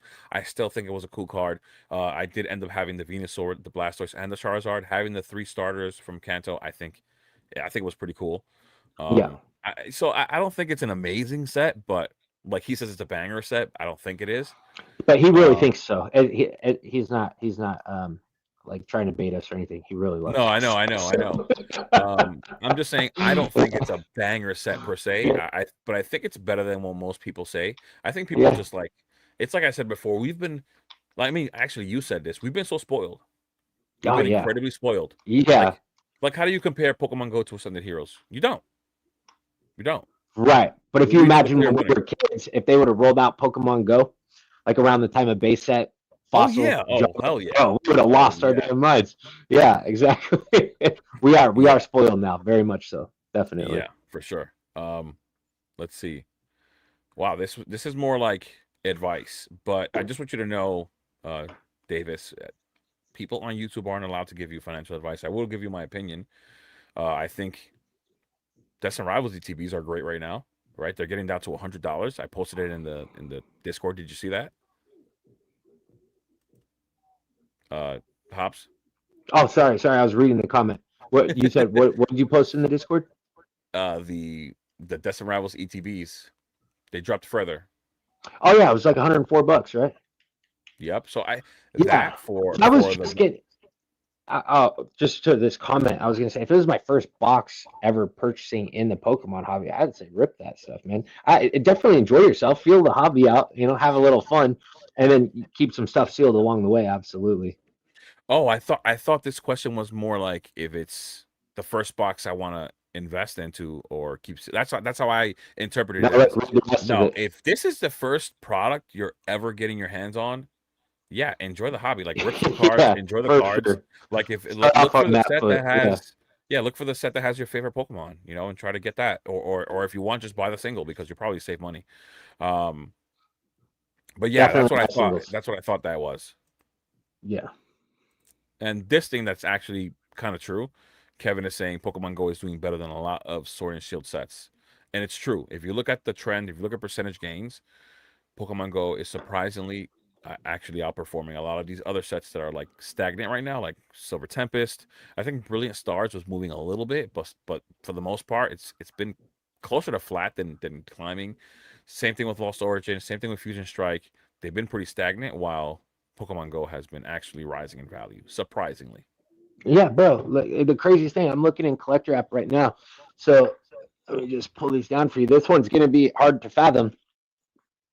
Bro, these are only off by $20 a piece, bro. Like, tell me a world where that makes sense. Well, you got Brilliant the Pokemon Stars Center Brilliant is Stars one. I want that one. Oh well, okay. Is that the one I was looking at in my collector app? Yeah, that is true. That is these things, dude, used to sit, bro. I like Like that you one. used to be able to jump on the Pokemon Center and just order whenever. Those were the days. I think those days are over. You want to know what's funny? Even if we entered a bear market, people are buying the Pokemon Center exclusive ETBs immediately. Yeah. You know what's funny that I have a few Temporal Forces booster boxes, and like I said before, people didn't want to buy them when they were MSRP. I got them from the Pokemon Center. In guys, March of 2025, when this insane market had already started, when people were going crazy for Prismatic, when people were Journey Together was just coming out. The market was really hot. It might have been the beginning of it, but it was still really hot, and there was still products sitting on the Pokemon Center. There was Silver Tempest. I feel like There was Lost Temporal Forces. Origin was the last one to go, if I remember correctly. Maybe like of the the booster ETBs. boxes. No, I think it was the the ETBs. I thought it was Temporal Forces. I thought it was maybe. at least. I feel like that was the last product that I saw available, but I could be wrong. But that's just kind of how I remember it. But either way, that was available. Yeah. Lost Origin, Yes. ETBs, Temporal Forces, both editions, the booster boxes, Silver Tempest booster boxes, all the stuff was available. And what's so funny is that while everybody was chasing Prismatic, the stuff that was available, nobody wanted at MSRP. Mm-hmm.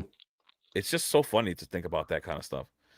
Jaden was saying that this is the Charizard he was talking about, that he says. Oh, it's got Flareon in it. What?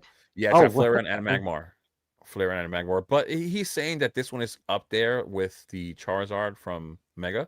I don't think so. I'm going to disagree. Yeah. It's very good. Very, very good. Yeah. But Dan Chow, I don't know. This is somebody we really want to watch, you guys. he did the Mega Gengar. He did the Zekrom SIR from Black Bull. Also did the Iron Valiant out of Prismatic Evolution. Speaking of Prismatic, he just has a way, dude, with lighting, contrast, with like realism. These cards are all in movement that he does. They're absolutely fantastic. Yeah, man. Listen, I will say that this is a nice card. I'm not saying that it's It's not. so good. Yeah. In my opinion, it's a really, really nice card. But this one is just this is just next level. This damn Chow guy, bro, he's a killer. He's a killer. Like, we really have to watch this guy closely. You know, and I think it's indicative of that one thing that people keep saying, like the art's gonna get better, you know, whatever's gonna get better. I feel like it's just like shows like this was like 10 years ago or whatever it was, and this is the new shiny, better looking thing. You know, it's just like it kind of shows that, in my opinion. I feel like that's what I see when I'm looking at this right here. This card is amazing. So I don't think it can compete with that one, to be honest. Let's see. Were there any specific points that you wanted to touch up on? By the way, we are in 2 hours and 20 minutes. That's right. Yeah, I can keep going, dude. However long you want. Oh, you're good. Okay. I gotta check on you because it. I do know a lot of people, like, because they're like, they don't want to say I gotta go, or I want to go, or I'm tired. You know, you're free to go whenever.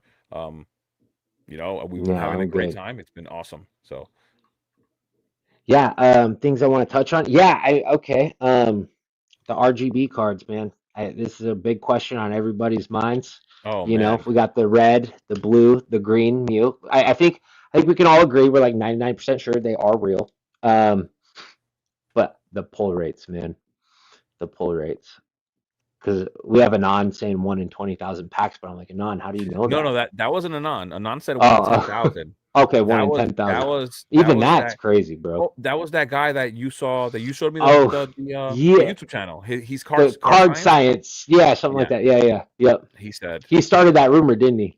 Yeah. He said someone reached out to him. Yeah, he said he had insider information. Like, he showed a legit card, like it looked dirty from the printing facility, and I hope it's a real card. I mean, but yeah. Yeah, but the pull rates, that's what's really crazy. Have all three been pulled at this point, or is it just the red and the blue so far?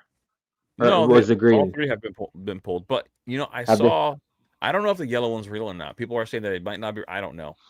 But it's also kind of like, who was it? Mimic Brew, in his video, not in my live, but in his video, he said, what do these people gain from creating these like fake cards if the yellow one was fake, for example, or any of them were fake? Because at first everybody thought they were fake. At first I was questioning it myself because it looked like crap, and it didn't have all the things that the other cards have. It didn't have a set number, it didn't have stamp, EX, it didn't have a stamp, it like so many different things. Weird.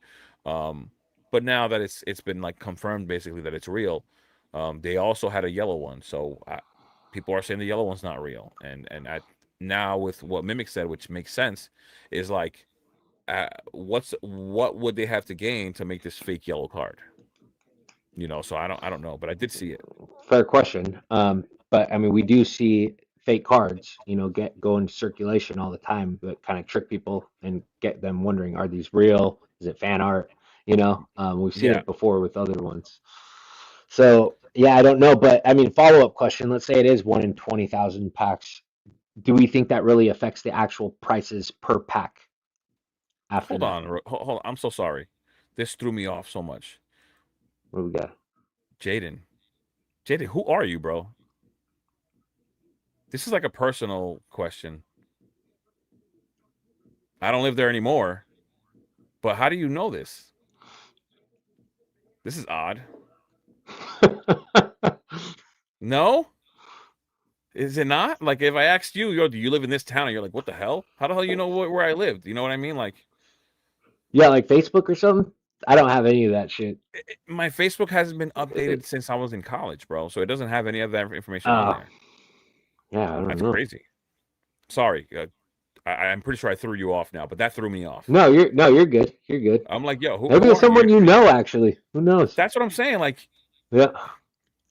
bro. Okay, so like I don't have like a ton of subs or anything. I'm at 1900 ish, and I went to Target the other day, and I don't have any Pokemon friends in my community. And I want you I to see know that. this I want you guy. to know that 1900 is a lot.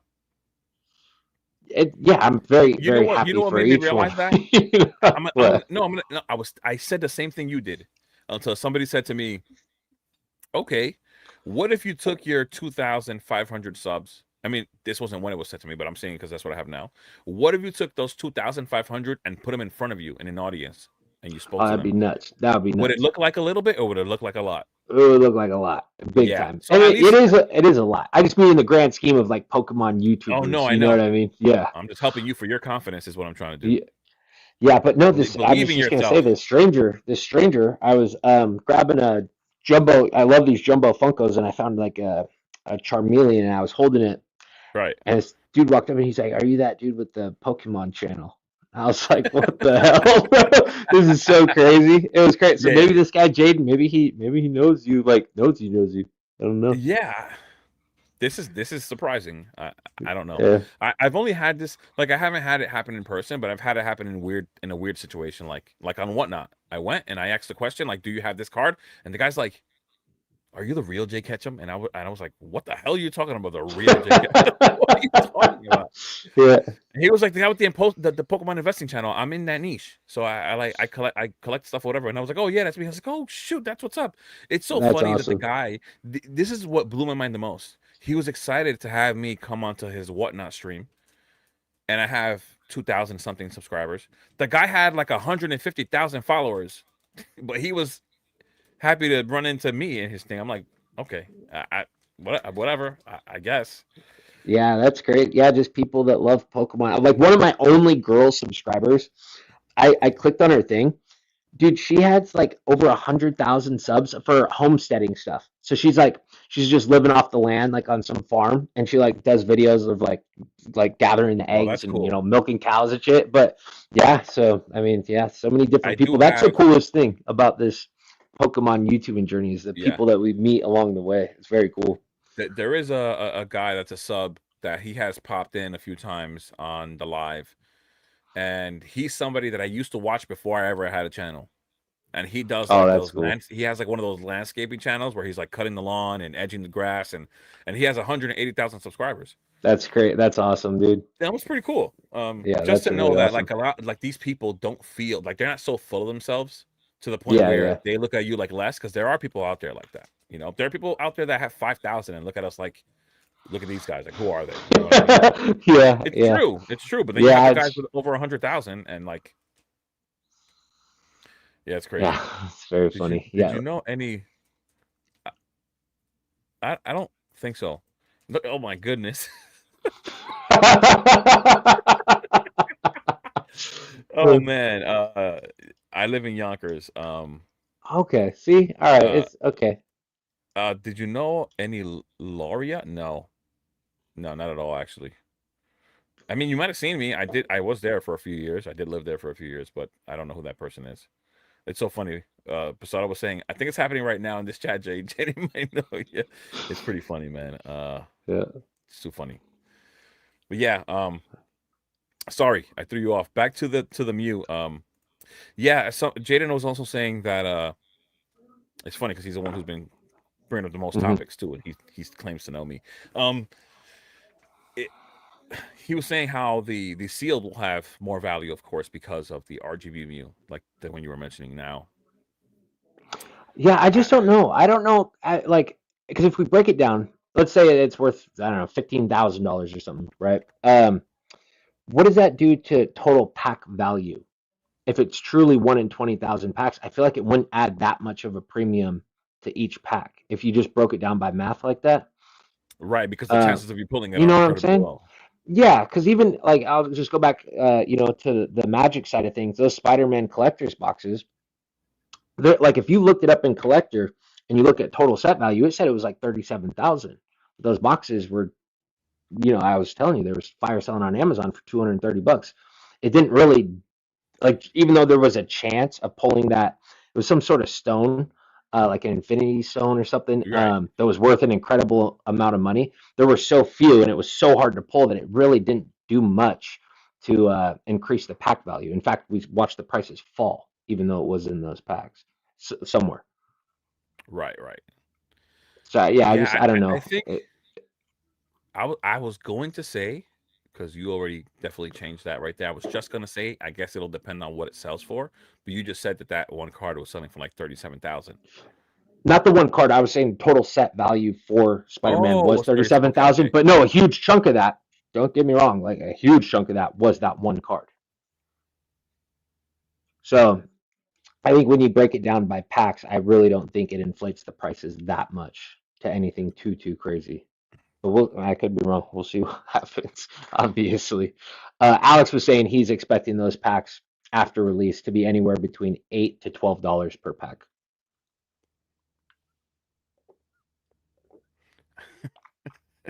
Does Alex have distro? I've never. Can I get some Yeah. confirmation on this? Because You we were know, talking about people with distro saying these kind of things. Does yeah, he have distro? that's why I laughed. That's why I just Yeah. laughed because Yeah. it's just like the people that are selling on TCG Player, like they're selling the 30th. If you look at it, like Mhm. we're not talking about the quantity that's listed, but the amount of listings are seven of like most things. Like so that means there's only 7 stores that are listing on TCG Player right now, regardless of how much is being listed. There's only 7 stores listing, so there's only 7 listings and 7 prices. So they purposely for sure are the ones that try to create this market price, because who at what point who told the store that these should be valued at 700, because that's where they were at first, right? That's how they listed them. Right. So Right. whoever said $700 would be the right price point for these boxes, and they went ahead and they want to list, they want to create this market price because they're clearly going to make money on it. And the last person I want to hear is somebody with distro trying to tell me what something is. Yeah. It's No, that's so fair. I was having the exact same thoughts, dude. This morning, I was like thinking the same thing. because he has distro. But like I Yeah. said, so he has distro. Yeah. He also has guys that are friends of his that have distro. Right. They can easily just hook him up because they're boys and they've been boys for Yeah. years. So that means you're buying in below $5 a pack. Hmm. And the same Hmm. thing happened with Ascended Heroes, and him and Poke Plumber had a falling out. Clearly, we all know. Hmm. In one of the videos, Poke Plumber didn't expose Alex's name, but Alex was saying that $18 a pack for Ascended Heroes because of what you could get makes sense. He said that, and then Hmm. Poke Plumber made Of a course he video did. right after that and said, "Guys." Yeah, he said, "Guys, if anybody's telling you to buy Ascended Heroes for $18 a pack, I can promise you that it shouldn't be $18 a pack because they're not buying it for that price. Nowhere near, I promise you." And he didn't want to say his name, but he was the only one who said $18 a pack. Yeah. So we Yeah. knew you could connect the dots. Yeah. Yeah. And it's because he knows that he can get them for much more affordable prices, and it just doesn't make sense for somebody like you. It's almost like insider information, like kind of like on the same playing field. You should not be Mhm. speaking about what you think they should be worth because you're selling it. If you're talking Yeah. about a market price, like that's for us to determine, right? Because Yeah. we're going It's to be the crazy. ones determining how much But we're willing to Pokemon's pay. unregulated, so they can say Exactly, whatever the hell they exactly. want, and there's Yeah, no so that's consequences. why once you Yeah. said that, I Yeah. couldn't help it but laugh, because as much as I like appreciate his content and I appreciate his knowledge, there's certain things that I'm like, you should Hmm. not touch that, because it just doesn't make any sense. Yeah. It's Yeah. so I it's mean, it so was the funny. same thing because he was telling everyone, I think 220, 225 is a really good price for these perfect order booster boxes, and we see where they're at now. But was he Right. selling them? That's where I was like thinking about this distro thing, and I'm like, yeah, we gotta be careful, listening to these guys for sure, for sure. It's listen, like I said, what's funny? I think somebody, I forgot who it was. I forgot who we were talking about, but somebody said like whether I dislike somebody or not. And I was like, listen, as a matter of fact, I don't know these people personally. I have no hate against Hmm. anyone. I don't know these people. But their actions, if their actions are questionable, I'm going to call a spade a spade. I'm going to tell you what I Yeah. think. If it doesn't look like it makes sense, then I'm going to say it. Um, so that's just it with it. Sometimes, like I say it all the time, take it with a grain of salt when guys have businesses. These guys, they'll tell you something, and they won't show you any proof of it. Like it's insane. Like they'll tell you they're like Alex will say, I'm buying something at $10 a pack and I'm selling it to you guys at 13. I'm barely making like you like I'm barely making anything here, guys. yeah, like you sound Yeah, like every other person that's trying to make money and doesn't want to disclose exactly how much they got it for because you don't yeah, want to that's ruin their so funny. reputation. That's so I funny. was a construction worker. I'm not anymore, thankfully. But my boss would always say, "Guys, we're losing money on this job." Lies, bro. He was always in the green. You know what I mean? But he would always Yeah, say, "We're losing money." You know what I'm like? It's the same exact thing all the time. yeah, So I that's really always take good. into consideration the position of the player all the time. Okay, So I do have a question I want to ask you personally. Um, we obviously have reprints of Destin Rivals, right? yeah, It's all going to be hitting us right at the same time as the 30th Delta Rain. Of the three, what's the play? If you have to pick one, if I have to pick one, yeah, you said Destin what's the play? Rivals, 30th, and Delta. 30th for investments, not for ripping, not for fun. Destined, easy.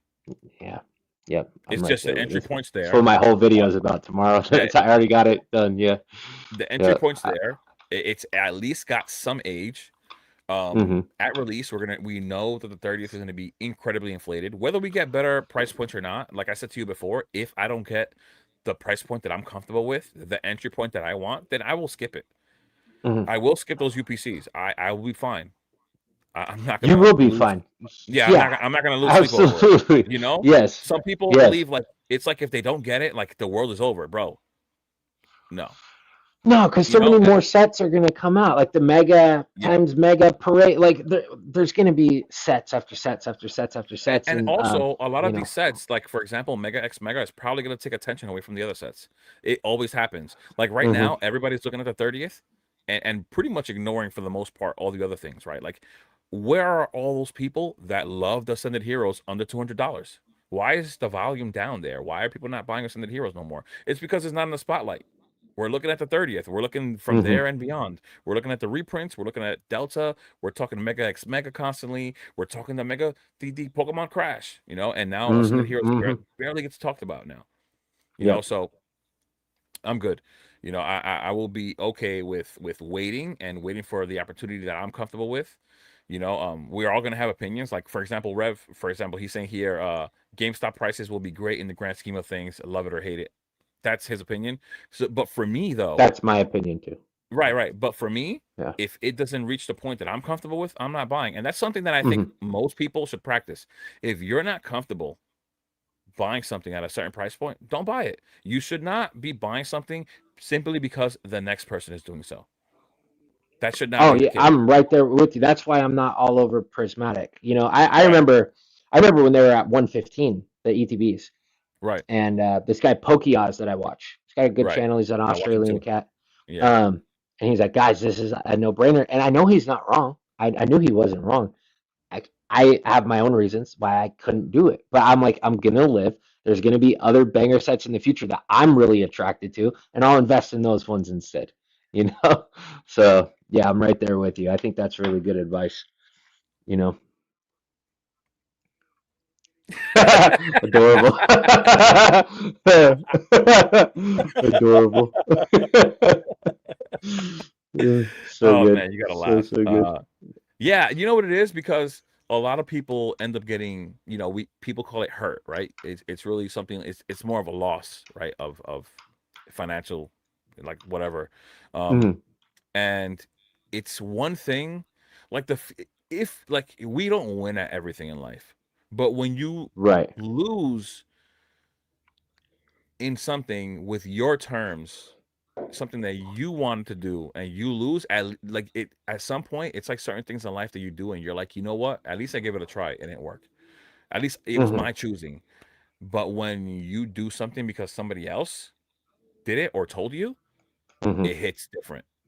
Yeah, It like for sure. angers you a lot more, and there's a certain level, like a certain form of regret that comes along, and all this other stuff that people experience while having done something that they didn't want to do themselves. hmm Absolutely. Absolutely. And you know, like even just while we're on Destin Rivals, you know how it got up like a little over 600, which Yes. yeah, that's gonna hurt for anybody that bought in at that price point in the short term. It's just gonna hurt their pride more than anything. But if they bought in at that price thinking I'm gonna wait 5 years, I think in 5 years they're gonna be just fine. Not only just fine, I think they're gonna be really stoked with that $600 investment. But it's like in the short term, it's weird because we buy these things and we're like, we're gonna hold 3 years, 5 years plus, whatever. Right. Right. But the second it drops on collector app, people start tripping. But I'm like, why are you so worried about it? When you, let's say that you bought it at 600 and it shot to 800, but you didn't sell. That's unrealized gains anyway. So whatever it does in the meantime, if you have a time frame in mind, it's truly irrelevant. I've actually Right. gotten really good at breaking the habit of looking in the collector app every day. I've been this whole summer, as a matter of fact. I'm like, it's I'm not gonna be hanging on that every day, I you I, know. I think that I think I might have mentioned this to you. I don't use Collector App at all. You did, yeah, you did let me know Right. that. I don't put none of my stuff in there. Like I have the Hmm. app because when I first got into the hobby, everybody had Collector App, so I just got the app, Hmm. but I never put my stuff in there. I realized pretty early on how kind of how like of I guess like a mind fuck it could be, right? Totally. People Yeah. see it drop and they want to sell. People do it with their regular investments. They're always looking at their damn Robinhood app. Like, bro, did you not invest into that to leave it there and let it Hmm. compound over the long Hmm. term? But instead you're looking at it every day, right? It Yeah, I just think doesn't it make any has sense. negative side effects both ways. Whether things are Yeah, dropping, people feel like they're just these, just these major dumbasses. Oh my God, like right, something I bought dropped in price. But then right, when it spikes in price, especially with content creators, that's when they think they're smarter than they really are. And they're like, oh, right. I'm an investing genius. I'm like Warren Buffett. It's like, no, you're not. So I think it could have a negative side effect mentally either way, whichever way it goes. You know what I mean? We probably well, and if So that's we yeah. probably got several million Warren Buffets out here, Yeah, because 100%. in these last 2 years, everybody's been winning. Yeah, That's pretty crazy. yeah. But yeah, that's one thing that I've talked about, like on my lives and in the Discord a lot. Like Rev is one of the guys that I've talked to about that the most because Mhm. he's here as well. It just has convinced people to do different things at different times, whether it's sell, whether it's that they're invincible, whether it's buy, whether that Pokemon is a get rich quick scheme. Like it's insane. It's Yeah, insane. And yeah. Odyssey says he doesn't use Collector App either. It just doesn't make any sense. Whether that gross value isn't going to change, whether I have it in the Collector App or not, Right. regardless of what it is that I have. So It's true. gonna do its thing regardless. And Yep. if I really have a plan, and a lot of people I think don't set goals for certain things, or at least time frames, like you were saying, like one of the things that I was saying, and I actually forgot to do this. Like I was supposed to make a video on specific items having different purposes, like Hmm. having your displayable items Hmm. have a Hmm. certain goal or a certain time frame, or maybe even certain other ancillary items that are more worth the pack value and not displayability, and then that having a different time frame because the pack value it's different. You're gonna have people buying that at a different time. If a rip and shipper needs packs or etc., however it is, people maybe there's a time in the game where people are ripping this specific set a lot, then that'd be a certain time for it to offload that. A displayable item is a little more timeless than the ancillary products because those Yeah. are just collectible pieces in their own. But a Yeah. collection box, like for example the Furious Fist one that we were talking about, that's not necessarily a collector item. Uh, that's most likely going to get bought by somebody that's going to rip, right? It's a collection box, and Hmm. they rip those most of the time, unless it's a really nice one, like those little figure collection ones that had the Flareon, Vaporeon, and Oh Jolteon my God, promos. those are Like so those are good. but we rarely get Yeah. boxes that are nice and small, right? Not big, with a figure, with some cool Yeah. promos. Like we rarely get cool boxes like that. Those weren't all that small. Those are like more medium, in my opinion. Well, But but they but were I'm textured comparing and them, everything, bro. Those boxes were fire. right? So But good. well, I'm Yeah. comparing in my mind. I'm comparing them to Blooming Waters, Oh the yeah. Great Tusk one for Paldean Fates, the Furious Oh yeah. Fist Yep. ones. Yep. Like Yep. those boxes are not displayable items, right? No, So they're too I big. feel like they Yeah. have different time frames, and Yeah. those are products you could move at different times depending on the opportunity. And so I was supposed to make a video on that a while back, and I completely forgot. But like even booster bundles, Yes, some people these days recently are starting to display them a little bit. They even sell acrylics for the booster bundles, but in reality, for me, they're too small to display. Too small. Uh, that- Yeah. yeah, I think that's also something that, depending on the set, especially like the most high in demand ones that people want to rip, are worth moving that towards somebody that's going to get it to a point where it's going to get ripped in some way, whether it's a rip Hmm. and shipper, whether if you decide to vend, because like I want to vend, and I think I told you that I bought a whole bunch of packs, Singles. Oh, packs. Yeah. loose packs for like I bought them for like $4.50 every single pack. So good. So So good. Crown I Zenith, bought right? yeah, Crown Zenith, So damn Silver good. So Tempest, smart. Yeah. right? So Crown Zenith, but this was just me planning, right? Like, and I did this in January of 2025. So Crown Zenith, Silver Tempest, Scarlet and Violet Base, Paldea Evolved, some Stellar Crown, like just a whole bunch of different, like maybe like 7 different sets, and maybe at least at a minimum I have 50 loose packs of some, and then even more of others like Crown Zenith. I think I have like 100. Maybe the same thing with Temple Forces, like, but like stuff like that, like I have a plan for those. When I go finally vent, which I will be doing soon, and I don't know if I'm gonna do content, guys. I know guys always tell me to do content, but it's a lot to already try to start vending for the first time and try to just be on top of everything, to then also worry about a camera recording me. My mic is working. Is it dying? Am I Hmm. gonna show the cards to the camera? Hmm. Maybe at first it won't be that way, but I do have a plan for a lot of these other things that I have here. They will play a different role other than these sealed products. So just something that I have thought about myself, like all these items they play different roles, and they Hmm. should be playing different roles for everybody. It shouldn't just be this mass collection that you bought and you're treating every single product the same exact way, because they're not the same thing. Agreed. So Agreed. something Yeah, I still haven't sold anything, and like I always I when I bought it, I was like, okay, 5 years.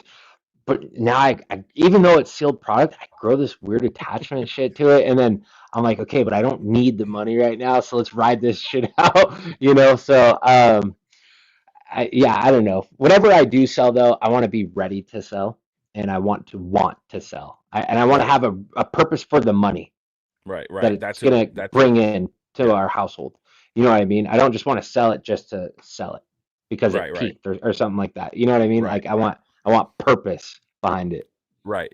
Yeah. And I think in this time that we've been talking, I think you've made it obvious that as you've been buying sealed and investing into it and holding, you've clearly developed like such a high confidence, like much higher than you had before in Pokemon now, because you've seen. Oh, I think you've seen the gains because you've been in here longer than I have. oh You've yeah, been yeah, bro. in here for years. Crazy gains. But it was a different time though, you know, where you have to understand like there's ETBs being marked down on clearance for $30. Like it was a completely different time. And I still think that this space is very investable. That's why I continue to invest today, but the landscape has changed. Like Right. like the Evolving Skies ETB, I got that on Amazon, bro. I ordered it right off of Amazon. This one right here, $40. I still have the purchase Man, history in like my cart, I got right? 40 bucks And for like, you. yeah, now it's whatever it's at 500. I don't know what the hell it's at. It's up there. Like so, at buying like Destin Rivals ETBs at, let's say they drop down to $80. So okay, that's double that. I think it's going to take longer to reach whatever that price point is. You know what I mean? It took 5 years for this to go from $40 to 500 or whatever it's at.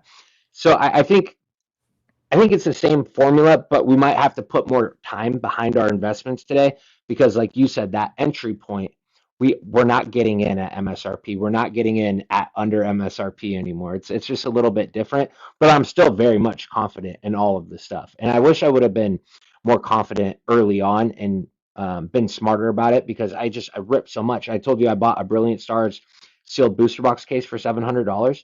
Me and That's sick. Bria opened that whole thing in one night, bro. Like a couple of degenerates. What? Bro, I'm not wait, wait, joking. wait, wait, I'm not wait, kidding. wait. I'm not joking, When you bro. said that earlier, I thought this was a sealed case you still had. No, bro. We opened all six booster boxes, bro. Like, trust me, I've been enjoying the Yo, Pokemon hobby this whole time. oh I my enjoyed myself god. a little bit too much, is what I'm trying to say. Like, where I was like, even if I wanted to be crazy and be like, okay, we'll open half of them, we'll open three of them and keep three sealed, bro. I was just going about it like, hey, this shit is so fun. And then I kept my Pokemon Center Brilliant Stars ETBs sealed, you know, but like I just mindset has shifted. You know, we can just Yeah, say that. Yeah. that's crazy. In one night, bro. I'm so jealous, Degenerate. bro. Yo, you know, Yeah. you earlier you text me and you said, "Do you like trainer galleries?" And my answer was like, "Hell yes!" Right, bro? Like Brilliant Stars has so many good cards in there, man. Those Yeah. Umbreons, the Sylveons, the Mimikyus, Charizard evolutions, many evolutions in there So actually. good. It was so Insane. good, bro. Even the trainer galleries and the others, right? Like I told you, the Rayquaza. I'm kind of upset that um I didn't buy the trainer gallery Rayquaza. It's like I keep thinking these things are going to be around the same price point for an extended period of time, and then Mhm. they leave me, and then I'm like, damn, can I justify this thing was is that price memory thing you were talking about? I'm like, damn, this thing Mhm. was $100.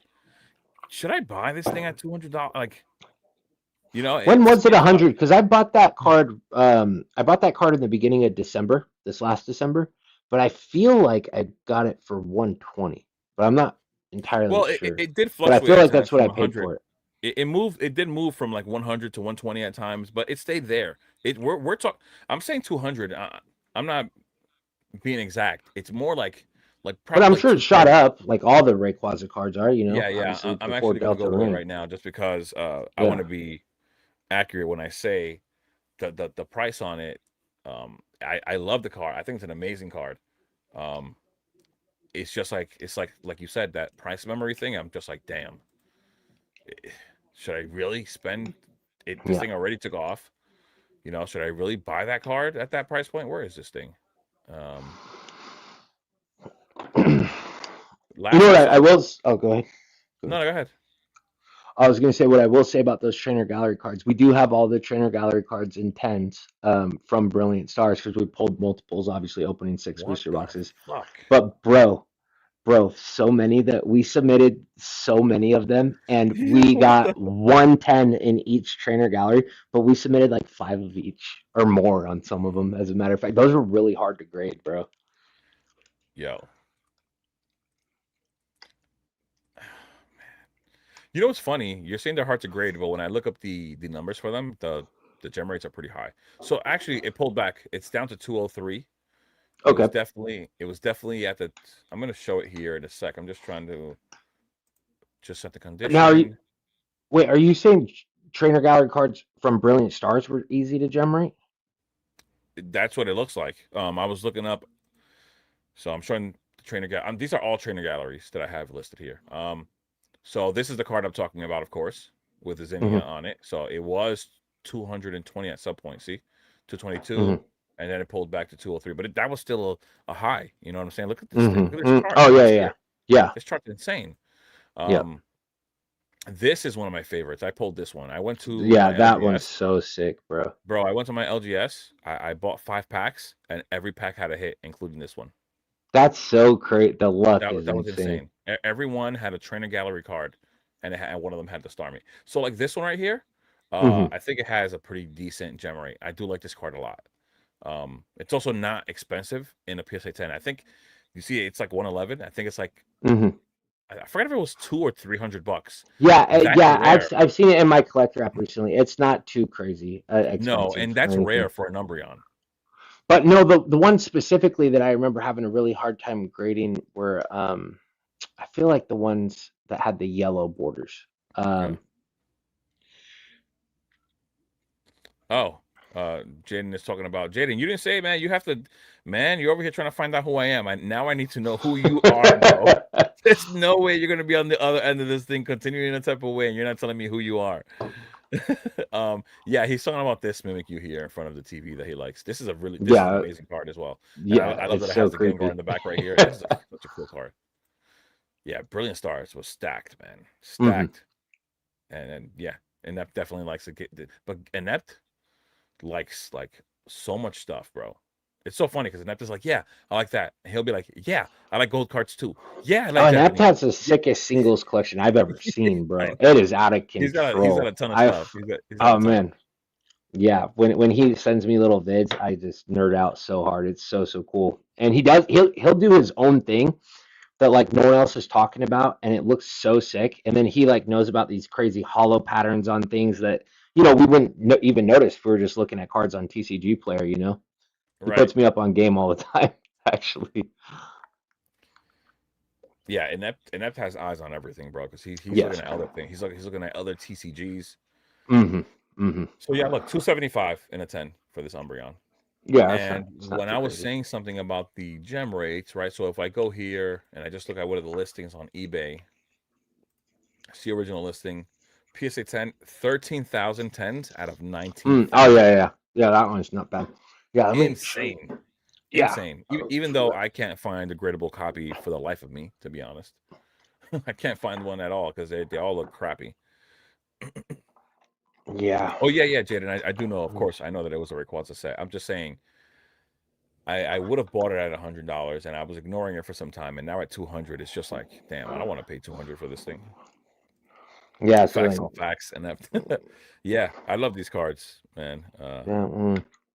this one, dude. This one I know for sure we submitted like 5 of. We only got 110. It's freaking brutal. Oh, the Eevee. Oh, my fiance loves Yeah, that card. She it's finds it my to be wife's like so favorite. cute. Yeah. Yeah, she finds it to be really cute. Where is it? It's around here. It's raw. It's like, here it is. It's like $10 raw, I think. Oh, it went up 20. This card. It's Yeah, a really check the nice gem rate on this one. I want to know that if I just had bad luck or if it was overall. card. But Let's see. Pasoda did tell me Pasoda's been grading for a long time. He's done so many grading submissions. He told me if you ever have like multiples and multiples of the same card, to not send them in on the same submission together. That's what I've But heard. I didn't know that, you know. That is what I've heard. $300 in a 10. Do you see that though? This card is $20 raw, Yeah, right? I'm telling you, I think the gem rates 300 were in a brutal. 10. How is this card more expensive than the Umbreon VMAX Trainer Gallery? That's what I don't understand. That's what I'm saying. We got to find out that pop report. So, let's see. 1,000. It's Yeah, definitely see? hard to grade. Yeah, 1 in that's 6. what I Like, was. it's basically 1 in 6. So 50. Is that a 15? Like a 15% gem rate? It's low. Okay. I didn't know that thing was that low on that one. Yeah, it was the ones with the yellow borders that were like pretty brutal. Oh, okay. I got you. Now Yeah. that makes a little more sense. But even so, like, for me, it's like, do we not see some of these? Like, I've questioned this before. Do we not see some of these cards, just getting more expensive down the line? Like, like, how do we not see some of these cards growing in value? Like, this card is amazing. This Garchomp looks really good. Even this Sylveon here. And what's funny is that we were comparing these to illustration rares earlier, right? These have texture. These are not like illustration rares. These are very good. Yeah. Like, these are better than illustration rares, if anything. Yeah. Which is wild. Like, these have texture. This card I pulled myself looks amazing. I feel like the V's have texture. If I remember correctly, the V's have textures, but the V Maxes don't. Oh, it absolutely does. Like, I'm looking at one right now. That's the V. That has texture, but I think the V Max. It does. Yeah, it looks nice. The V Max, I have that one. Yeah, here. I did buy a few of these Umbreon V's because I feel like they're undervalued. The V Max has texture too. Yeah. Oh, it does. Cool. Okay. Yeah. I think eventually people are going to look back and another Umbreon set will come around and people will say, what Umbreon cards can I buy that's affordable? Like, what's an opportunity? And then most of the time that's what people are looking for. So now, you end up here, $100 Umbreon cards in comparison to like the prismatic Umbreon, which is really expensive. That's not going to be necessarily an opportunity for everyone, but this might be. Right. So, these cards, so many good ones. Even like these displays So many good ones. So many good cards here. Yeah, I love the trainer gallery, and I think that they're undervalued. Okay, hey, as a Rayquaza card for Delta Rain, compared to the Rayquaza from Evolving Skies, which one do you think did it better? Oh man, I love that Evolving Skies one. I'm not gonna lie. Which one? Which Evolving Skies? The big dog. Oh no. I don't like that big one too much, to be honest. I like the V, the smaller one in Evolving Skies. Okay. That card, that V, bro. I think I had Rayquazas pulled up just now. Before I searched these up. Let's see. Yeah, that V is just like, that's such a beautiful card. Like, it's such a nice I was saying I'm sorry. So the V Max from Evolving compared to the one from Delta Rain. Yeah, I don't like this card at all, actually. I really don't like Okay, this card, man. I really like the one from Delta Rain better. If I'm being honest, Yeah, I don't. I I'm don't. really I don't. excited for I it. don't like this card. I don't like it. I like this card. This one. Yeah, yeah, This is a really nice, like a well drawn card. It's so cool. yeah. Like the way that even the pose, Rayquaza's pose, looking back, like this is such a cool card. But yeah, I don't really like that other one. I don't. Yeah, I'm kind of right there with you. I don't like. I don't think it's terrible, but oh yeah, Mrs. that's my wife. Pokehob says Yeah, Umbreon V is one of my faves. yes, she likes the giant one. Like she's talking The about VMAX, the this one. VMAX. Yeah, she loves it. Yeah, I like them too. I think that they're a bit undervalued, just because like we always know, we know that the value of the card, a lot of it comes from the popularity of the Pokemon, right? Hmm. Like, Hmm. and Umbreon is one of the most popular, and it's that Carries a cheap. huge Like premium. even Yeah. even with high gem rates, like it doesn't make any sense. We have a lot of high gem rate cards, especially in the modern era, that are doing really, really like incredibly well. Yeah. So it just doesn't make sense. Oh, Jaden says, I'm Kevin. My name is Kevin. I went to Saunders High School and was around Yonkers Ave, Getty Square. How do you, bro? I don't know. That helped me nothing because I don't know Kevin. And It'll I come to you later. didn't grow up there, so I was just there temporarily. So I don't know. I don't know. I'd have to see like a picture of you, and you don't need to show me anything. I'm just saying that's how much I don't remember. I'm talking about Hobbs. I'm talking about an area I lived in over 10 years ago. So for me to Gotcha. remember people, Right. Right. while I was there for just a few years, oh man, that's a gamble that no one's gonna win because I'm not gonna guess. What, 10 Hilarious. years ago?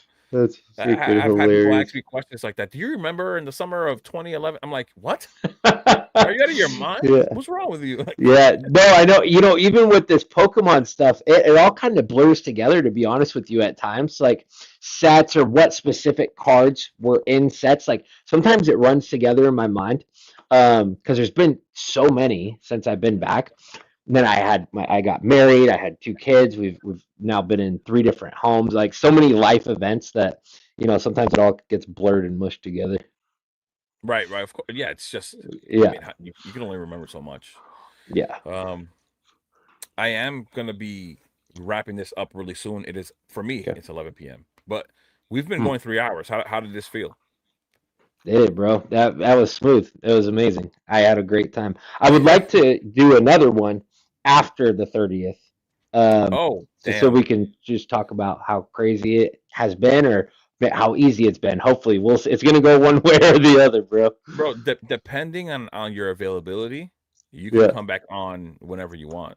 I would love it, dude. This was a blast. I'll have you back on whenever you want, bro. That's not even a problem. It doesn't have to be after the 30th. Before that, we're gonna have many things to talk about. If you ever want to hop on again, I mean, we'll talk. We talk all the time, anyways. Um, and maybe Yeah, I I'll do end want up to. doing. I can say I very much enjoyed this, dude. I'm telling. This is Very, my very favorite part. much. This is my Yeah. favorite part. Maybe I can get Posada on here soon. Whether he's available or not, I don't know, because I think he said he had, when he just wrote that comment, he said he had just gotten home and it's a great listen. So that means he gets home late. I don't know what he's doing, Oh, but bro, hardest working dude you'll ever. Dude yeah. works That's what from I'm the saying. time the His sun rises until it availability, goes down. Yeah. he may not be available, but I'm clearly much more flexible. I'll be more available. So whatever day can work for him, well, I'll make it happen. And maybe Hmm. one day we can get here together. Krabby has been loving chatting with you, so maybe we can get Krabby on here as He's well. cool, dude. He's a cool cat. I'm Yeah. glad you introduced So me to him. Yeah. yeah, I think we could really set up a great group of guys to be on here. Whether, like I said, don't matter what channel it is, it could be content for your channel because maybe your viewers will get to see something new, something that they've never experienced. Your viewers Mm. are definitely not here. These are for sure my guys. Yeah, They've yeah. It's never all seen you good. live. They It's haven't all gotten a good. chance to know you, and I think that they love it. So I think that'd be amazing. One last thing I did want to say for Inept here. Inept said, I truly think we'll see those set prices go way up when those pop. He said Sun and Moon and XY just started really popping off this year, so we'll probably see that for the Galarian Gallery and the Trainer Gallery in a couple of years. That's what I think is going to happen. That's what It's I'm a good saying. take. Yeah, Very good take. I did Yeah. start. I did start buying some trainer gallery cards. Like I did buy like the Umbreon V Max, the Umbreon V. I already had the Sylveon V. I wanted to pick up a few Sylveon V Maxes as well. Like with time, because they're not pumping. So I feel like I can be picky and find some that are well centered, because that also matters when it comes to, well, how you Hmm. can like liquidate. And or if I want to grade, I think a lot of that matters. So true. So Yeah, I want to grab those Pikachu's from. I don't yeah, have either of from those Lost ones. Origin. Yeah, Yeah, Lost Origin. I don't know what was going on in my life, but I remember before the set release, seeing the set list and being like, "This looks incredible." And I don't know if that was around the time that my firstborn was born. I don't know, but I kind of got pushed off for some life event, dude. But yeah, I still need to pick up those Pikachu's for sure. Yeah, I haven't grabbed them either. Like I said, there's so many cards that I kept thinking to myself, they'll steal that price for, Yeah, X yeah, amount of time. Yeah, that didn't happen at all, bro. At all. They left me behind. And it's also like they're not so expensive. Like the Pikachu's are like $100. I think one of them is like 90 and the yeah. other's It wasn't. 120. It didn't look too But it's crazy. still like, damn, they were $40. Yeah, yeah, Once yeah. again, the Woulda, price coulda, memory, shoulda, bro. Yeah, but I think Yeah, I think like I said to you, when it comes to picking up these singles, if we ever get into like a true bear market, even if it's not like it ever was, it'll still be much more affordable. We know for sure, singles are much more volatile, so they'll drop harder than sealed. And for I will sure. pick up cards at that time. Yep, yep. I've tried to do my best as of late to pick up cards that I think are gonna like, grow in value or something. Like I did pick up like these like Rayquazas, All the but these yeah, are yeah, not yeah. cards. Fire. These are not cards that I'm gonna keep. I'm gonna end up going to a store, maybe using it as like store credit and putting that into like Yeah, some sealed. trade bait, You something know, good. why Yep. not? They already did their job and appreciated in value in a short amount of time. And like I said, singles don't really hold value that well. They definitely fluctuate a little too much, and that's just my plan for those. Hmm. Uh, Especially with this Rayquaza set coming, they're gonna move right away. So That's right. yeah, man. The Whale Lord from Journey Together, yeah, I love that card as well. I think, like I said, I think Journey is a bit underrated. I don't think it deserves all that negativity that it gets, like all this bad stuff that gets at. Like I said, people, we're spoiled. People just It was sandwiched between two bangers, bro. It that wasn't that even a too. fair Yeah, fight. that It too. wasn't a fair fight for Journey That Together. too for sure. Yeah. Posada says you guys are great. 3 hours went damn quick. Catch them all, dudes. Yeah, it did. That's why I tried to explain to Hobbs, like, on average, I'm doing like 3 hours. I'll be honest, and it's I not see how planned it, that way. it It's sounded not crazy planned. to me, bro. Like it was a weird thing to even try to comprehend in my mind. And here we are 3 hours later, and this was a blast the whole time. The biggest takeaway from this is that you have fun doing it. So Mm, it's like I was just saying this to my coworkers the other day. Like at work, when you're doing something that you don't really enjoy, it feels like dregs. 5 minutes is an hour. But Yeah, when you're having yeah, fun, time it feels like you never have enough. So 100%. I'm glad you enjoyed it for sure. Uh, of course, Odyssey. He's been here for Odyssey has been here for some time. As a matter of fact, Odyssey was the first person who donated to the stream like ever. Oh, that's what's up. And I was That's actually awesome. talking about Journey Together, and he sent me $5, and he was like, "Here for your Journey Together bag." That's so sick. That's so sick. Oh man, I appreciate you, man. Miss Pokehop says, "Great stream, loved it. Thank you." Agreed, Posada. Yeah, thank you so Yeah. much, both of you, Miss Pokehops, because she's always in the background, of course, helping you out. Yep. And Posada, thank you for stopping by. I hope to, we're gonna talk more, especially through Pokehops here. We'll get something going, man. I appreciate you Yeah. guys. Thank you guys so It's much. This was a blast.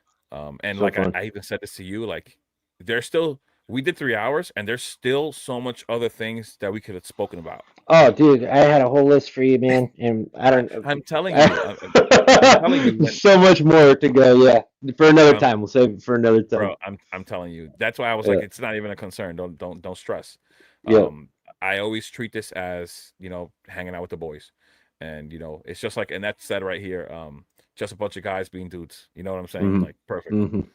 But yeah, guys, with that being said, Poke All Hops, right, man. thank you so much for being here. I Thank you appreciate you for so having much. me I'm on. glad that a lot of my guys got to see what you're like. Guys, I should have mentioned this several times, but we were talking so much. The link to his channel is in the description. Great content creator. He's been blowing up really quickly. I don't doubt whatsoever that you guys will love his channel, because that's why he's here. I love his channel. Great Thanks, content. bro. So definitely look into it. Like the stream, of course, guys, and I'll see you guys on the next one. All right. Later, brother. Peace, guys.